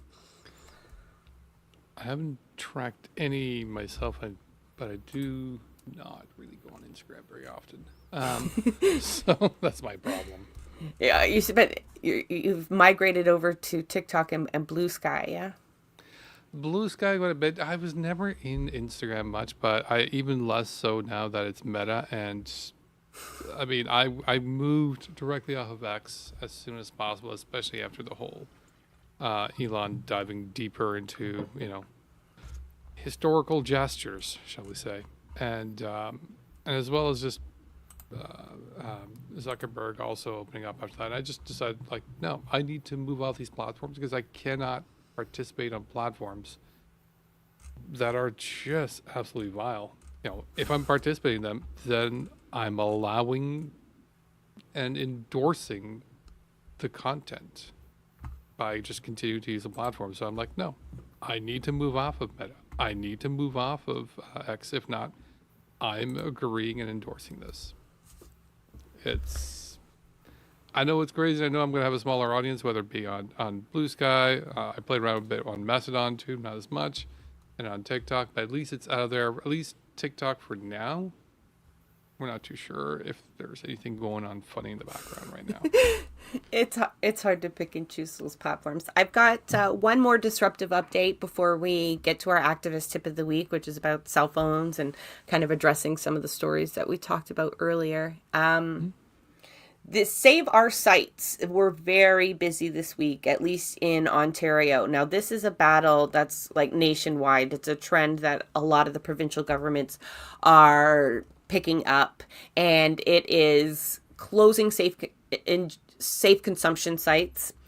The narrative around that is, again, protect our children, that somehow the existence of drug users in their community is so detrimental. I mean, this is all bullshit. And it will kill people, right? So part of the campaign is save our sites or fill the morgues, right? And that is the reality. These safe consumption sites, they save people's lives. I should have more episodes ready to drop, but we interviewed the Leslieville Harm Coalition. They list so many examples of not just like preventing overdoses, but the services provided at these sites. And 10 of them are scheduled to close, mostly in urban centers, right? Because that's like, it's like the bubble laws, right? They can't be so close to X, Y, and Z. So schools, daycares, I don't have the complete list, but that's going to result in, at least right now, 10 very specific locations having to close. And so the tactic being deployed here is a charter challenge. So they are gone to Ontario courts to make the case that this is a denial of their charter rights. the province would be such pieces of shit, right? So this is the Ford government. This is Sylvia Jones we're talking about. So like obviously people already know they're garbage, but their argument, they kind of try to shift gears during the court case. They're like, oh, we're not telling them they have to close. They can relocate, right? Like relocate to somewhere that doesn't fit that criteria. But like, first of all, you can't have safe consumption sites in the middle of nowhere. That defeats the purpose. They have to be where people are using. And two, they don't have the funding to move, to relocate to another place, even if they had a place. And the provincial government has made it clear they won't help with that. And in fact, Sylvia Jones, the health minister, has repeatedly been on record. And kudos to the CBC for holding, like, this is surprising. Like, they rarely fact check politicians in the headline. And doing just that, though, reminding that Sylvia Jones has said, like, no, these are closing. We don't want them. Like, there's no future funding plan for them. And the attitudes that they have towards drug users, only poor drug users, right, is that they really don't deserve shit, right? So this is another eugenics program that's aimed to quite literally kill people. Because when you're like, where are they supposed to go? And like, you're not going to do anything about the drug supply, the dirty drug supply either, right? That's a non-starter. And that also like contributes to like for example, MAiD for mental illness. A lot of people with addiction, they also have mental illness, so they will be pressured even more so towards MAiD in that sense, because there's nowhere for me to be safe, to use, to get care, anything, but there's MAiD. So the other thing that that you guys kind of triggered as you guys were explaining this is they're free to move, and that doesn't surprise me. And I know this is, I'm gonna, a police tactic I recall learning many years ago was in regards to when you have a red light district where the sex workers will go on the street for. If the powers that be want to move around that area because they're not happy where it is, police will do a harassment versus harassment free zone to try to encourage people to move from one location to the other. We're like, yeah, you come here, police are going to be on you the entire time. It's going to affect your business. You're not going to be able to do anything. But you go over there, we're not going to bug you. And this reminds me of this, where it's like, yeah, we don't want this around these particular neighborhoods. Will you move over there, get these zones there, and bring those druggies with you? Yeah, we're not going to bug you there. This way, they're going to try to target into areas. And if I get the conspiratorial hat on, they're going to move into areas that they can try to devalue, where people can come in and gentrify after. Yeah. Yeah. I mean, advocates will tell you, though, that they just can't relocate. It's just not in the funding model that they have. I mean, I guess you could try to GoFundMe and raise but the avenue that they're trying right now is a charter challenge. They're expecting a ruling before April 1st, which is when the sites are set to close. I believe the charter ruling would still just delay it. I'm not sure. April 1st? Yeah. Yeah. Okay, so they have till next week. Yeah, they don't know for sure the ruling will come down before then, but like because that's the whole purpose of the charter ruling, they're anticipating that it will. They had 2 days of testimony. There was, advocates were complaining, probably rightfully so, that they limited. It was like in the smallest courtroom available, and they knew that the list of people that wanted to be there was very long, and so you even had lawyers in the overflow rooms. And so what they did on top of the charter challenge was a lot of the harm reduction coalitions and groups staged rallies outside, supportive rallies outside of the courthouses to complement what was going on inside. So folks who couldn't go to the courthouse could still kind of be a part of it. And then they were using their social media feeds to update people on the proceedings. But there was really, there was no at the end where we got to find out what the ruling is. We'll have to wait for that. But, just many different tactics people are using to put pressure on power to fight back against the very things we open the show with. So we go to this disruptive update at the end for that very purpose, right? It's not just to lament on how bad our politicians are, how rough the world is right now, but it's to show you that there's like endless tools and, you know, thousands upon thousands of comrades out there in the good fight. So you're not by yourself there. Going to the activist tip of the week. Joe, I'll kind of open it, but I'm going to hand it off to you as well. We talked about, you know, police surveillance and using spyware and limiting where you can protest. Well, let's not make it easier for them to prove that you've done that, you know, and for all the other reasons you want to protect your networks. Now, our very first episode for Blueprints of Disruption was called We Keep Us Safe. And I'm going to preface our activist tip here for the folks that are like, but I'm not doing anything illegal. I don't care if I get arrested. I want to get arrested. You know what I mean? Okay, we can unpack those things kind of separately, but you're putting your comrades in danger with that attitude as well. So you can actually feel that way, but if you behave that way in terms of OPSEC, like operational security, then you are actually putting your whole network at risk, not just yourself. So it's not like that bullshit COVID personal assessment nonsense. It is just like that, because your personal assessment is going to impact other people. Right? Like, it's not just you out there, and anybody in these movements should fucking know that, right? So, but I had that attitude, right? I had that attitude at the beginning, and I had to unlearn it, that like, oh, my face is already out there. What I got to lose? You know, and this is why we talk about keeping yourself safe. It's not just for you. So cell phones, when you're going to, this is mostly for folks when you're going to an action, when you're going somewhere where charges might be possible, or the police are expecting people, so they might be ready to use the tools that we've talked about to fuck with you, right? In many ways. Like what? Like they can hack your data, they can disrupt the service, they can kind of imitate cell towers, so you're actually bouncing off of their network to run your data, and the list is long, and then the list of what we don't know is probably even longer. I don't want to sound like a conspiracy theorist, but you know, we are only getting this information through like people spending energy doing reports. So this is just what we know they're capable of doing. Some basic stuff when you go. I mean, Joe brought up this point last time, a burner phone. I mean, that is ideal, but that is a real kind of privileged response, right? Like that means you have to have the resources to get a burner phone. If you do go that route, never activate it while you're at home. Like never turn it on while you're at home, just because the knowledge of what network towers you have bounced on stays with your phone for like a fucking year. So if it's genuinely a burner phone, you only activate it when you're away from your safe spaces.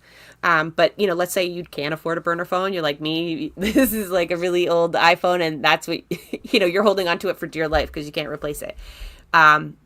When you go to actions, like the bare minimum is to go to airplane mode, to turn off location services.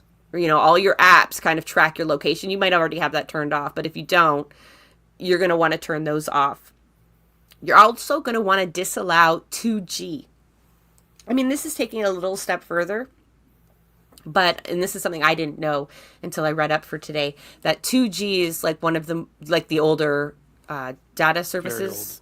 Yeah. And it's more susceptible to police using it. Like it's not as secure.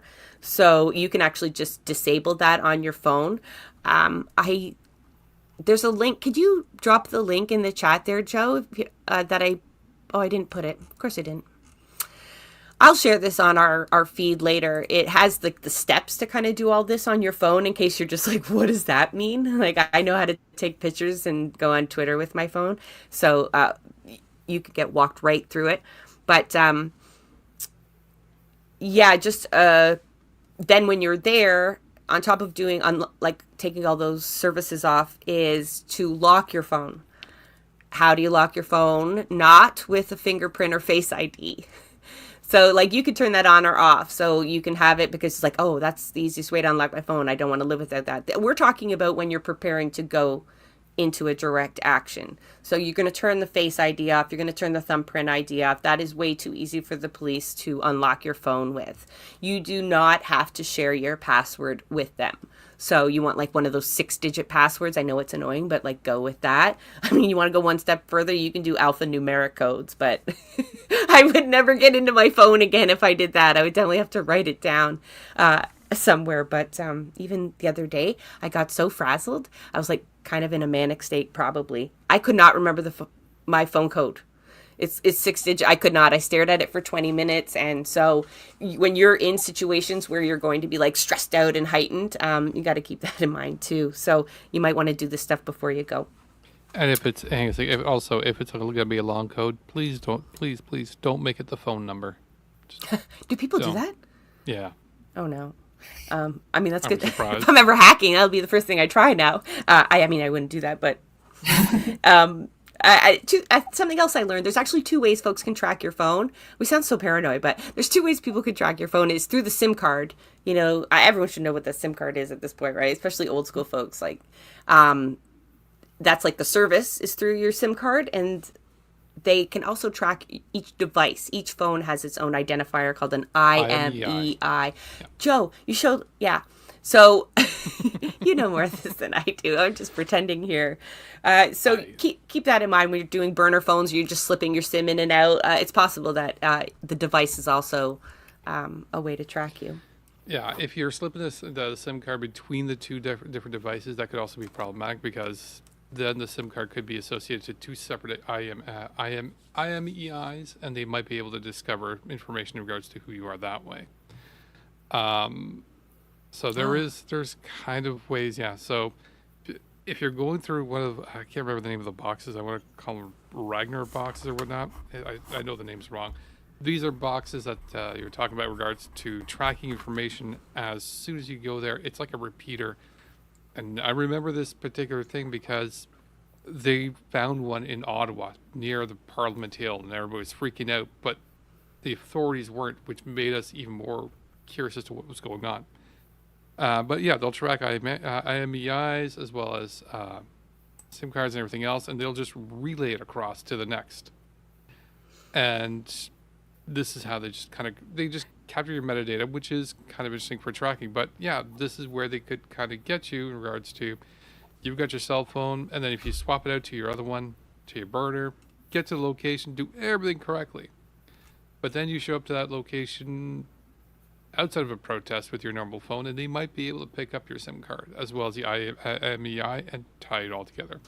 So if I made you paranoid before, sorry, I just made it worse. There is no perfect solution. It's going to be tricky.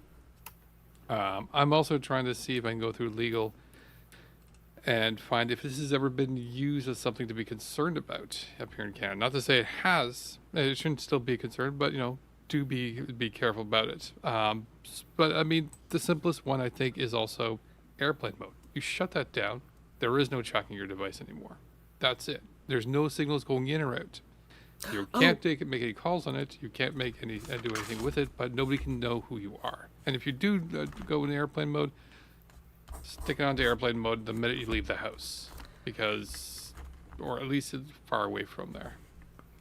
Another thing to turn off is notifications, especially if you're an organizer. You don't want all the messages that are going to be sent to you, maybe post-arrest, to be showing up on your home screen.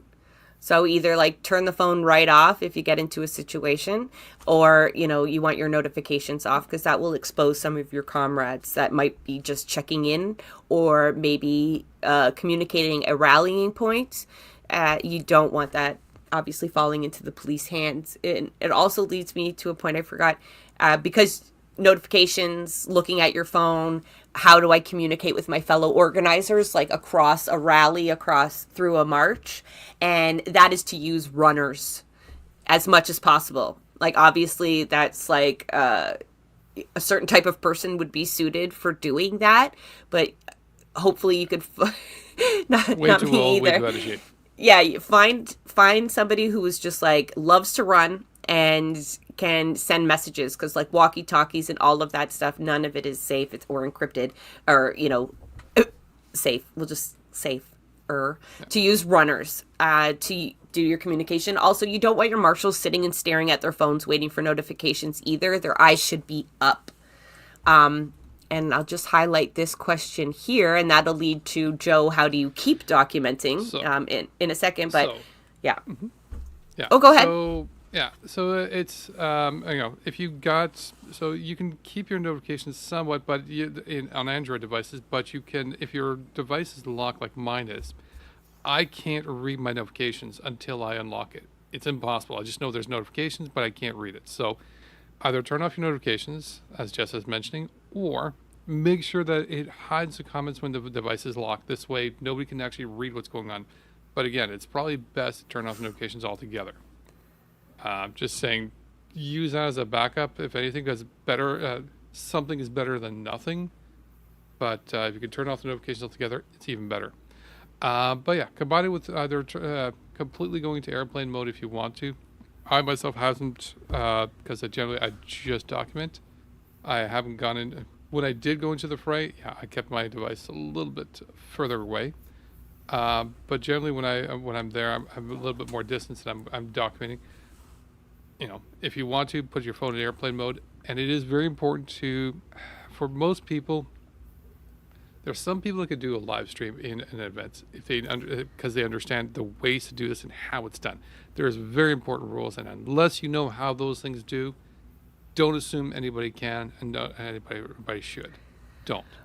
I just want to chime in, like, to this point, into Maple Mind's question there. So if you are organizing one, the idea is to designate people to document like everything, right? And you use it how you see fit. You maybe promo, maybe to prove police behavior, whatever. Just like some people are tasked with that, like Joe said, and they know what they're doing.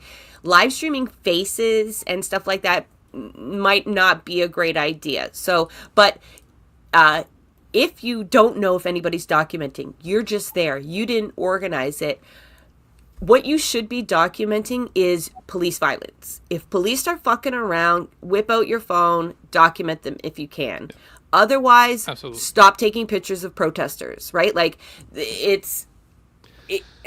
I know that we can argue about that. I think people go down and they understand that they're being exposed and whatnot. And there's like facial recognition, like the cops could find you anyway.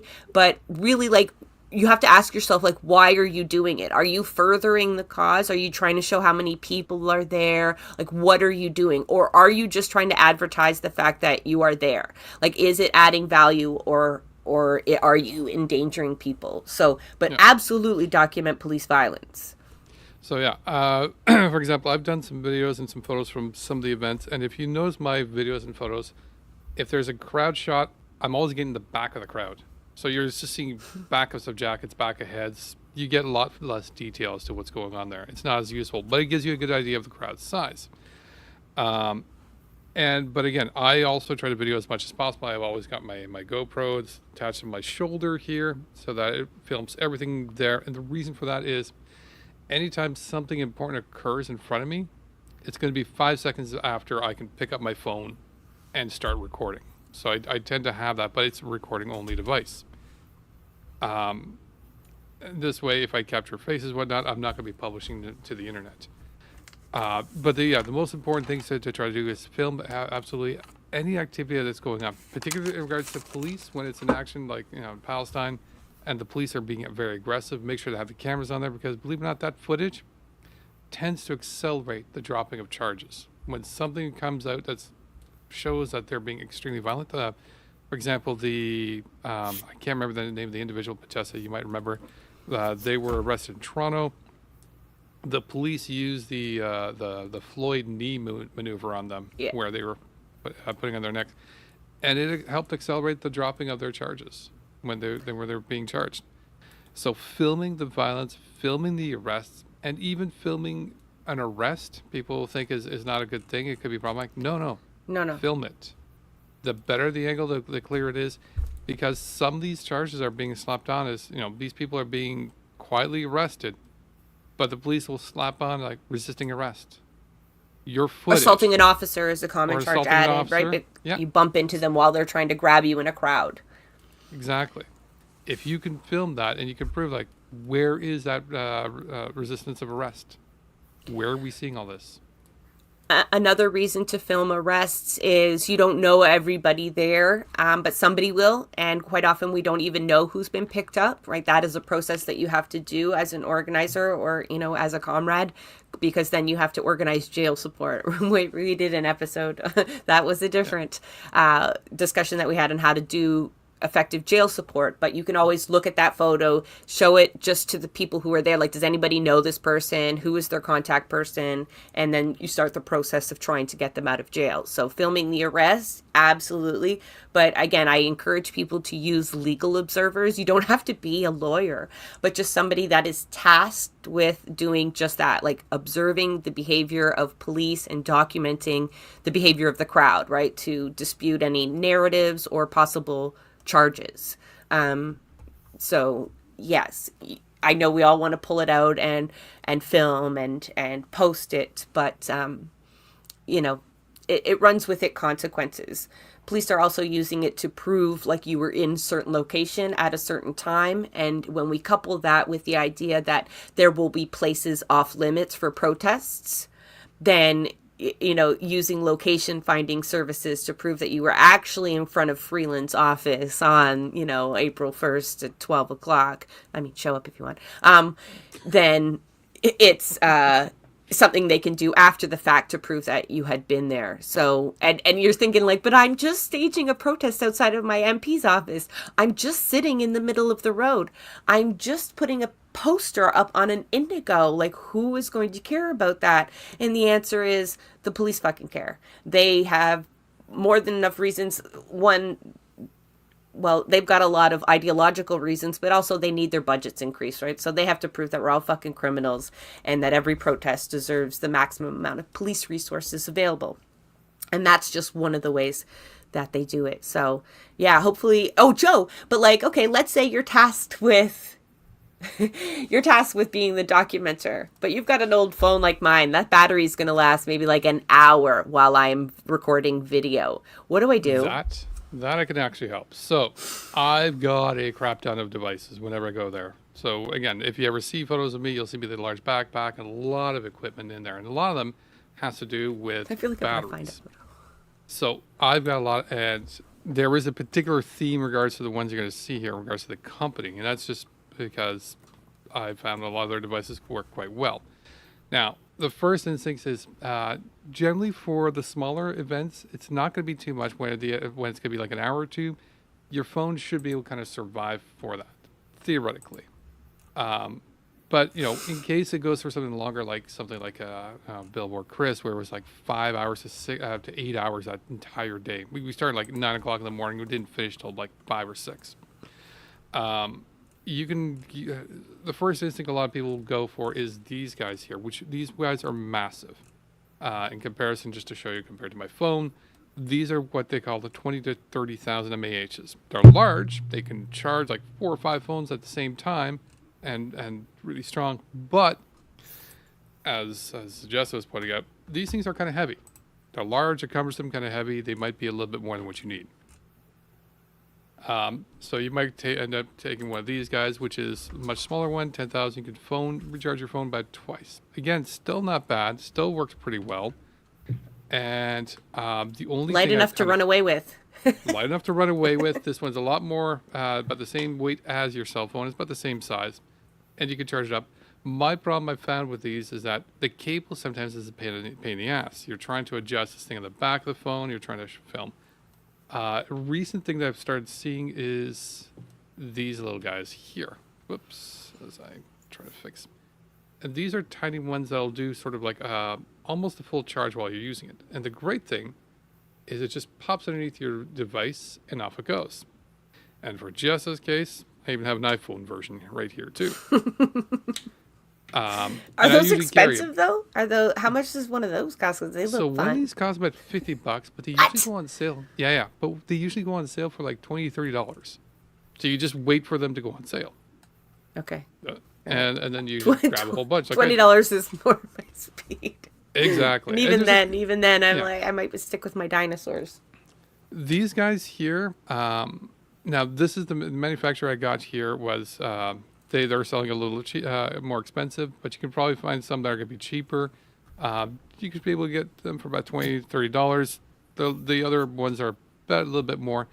The only other thing, then, recommendation when you're looking at these things, aside from size, again, these guys are $5,000. They'll charge you. They'll only charge your phone up to, especially if you're using it, to around, if it was almost dead, to maybe up to 75%. The other guys will do it to full, but it's kind of cumbersome. But also the most important thing is to make sure that they have the ability to do fast charging. There's some of the older ones and some of the cheaper ones that don't do that, and you're going to be upset because it'll take forever to charge your phone, and you're not going to have that time. You need to be able to, plug it in, use it, and go. You don't want to, you want to make sure it works right away, and you're able to use your phone as quickly as possible, especially if you need to film some arrest that's about to happen. That's it. One more tip that I forgot, like especially for folks who are going to be live streaming or have their phone on the entire time using it, is to try to connect to a Wi-Fi network from a local shop, like a public Wi-Fi, because they're actually a little bit safer than hooking up. They track less information than bouncing off cell tower after cell tower. So it's just like that one more step. Plus, you won't use as much data if you're not on an unlimited plan, like I am not. So I always get a warning, or like my partner will get a text message. Are you live streaming from your phone? Because we are close to using up all our data. So not only is it safer, it could be cheaper for folks. But that is a wrap for Rabble Rants this Friday. I hope folks feel a little bit more informed and prepared to act on some of the news stories that we're hearing out there. It's not all doom and gloom. We do possess a lot of power. This also a reminder to folks, we call this Rabble Rants, but it's on the Blueprints of Disruption feed, as well as Dina and Joe's feed. But the Blueprints of Disruption is a podcast that drops an episode every Tuesday. And it's entirely focused on organizing and activism and people, getting together, disrupting shit, just building power from below. And this week we released an episode with the Vancouver Tenants Union. So tenant union organizing is just taking off, and it is incredibly exciting to see the possibilities there. And like I previously mentioned, this week's episode, so this coming Tuesday, you'll hear from hunger strikers at UBC on why they're doing what they're doing, how they're taking care of one another, while they're doing it, and where they see the student movement going from here. So make sure it's all free. All our content is free, and you can find it here on YouTube, but also on all the podcast catchers as well. So, thanks for tuning in, everybody. Be sure to share the feed with a friend who might understand just what we're talking about. And thank you, Sarah, for coming and helping us unpack the UN report, but also sharing your lived experience. And also thank you for your advocacy on all of this when it comes to disability rights. Thank you for having me, and thank you for this whole podcast. I'm definitely going to be tuning in more often. This is really great. Thank you, Sarah. And you're welcome to come back as well. We tell that to all our guests too. It's really just a place to kind of vent about I stuff can for rant the week. for hours about this shit. So No. don't worry. And you know what? There was so much information, Sarah, that you provided at the beginning. I'll likely repurpose that first segment on the UN report and disability rights as a mini episode, mini Rabble Rants for the podcast feed, because it was just so full of, you really gave a whole rundown of the issue, much more detailed than I think I could have There's so much provided. more content, and no one's covering it but people like you guys, and that's why disabled people are so thankful for people like you guys who are elevating the issues. Thanks, Sarah. I mean, we do what we do to lift as many people as possible, but it's also selfishness too, right? So we could say that we are doing something, and yeah, we get to just kind of unleash, so we don't take it out on our partners. Let it all out here. But yeah, so thank you, Joe, for always showing up and being so informative and well prepared. You are my stalwart every Friday. I very much appreciate it. And the audience, we will see you next Friday. Until then, keep disrupting.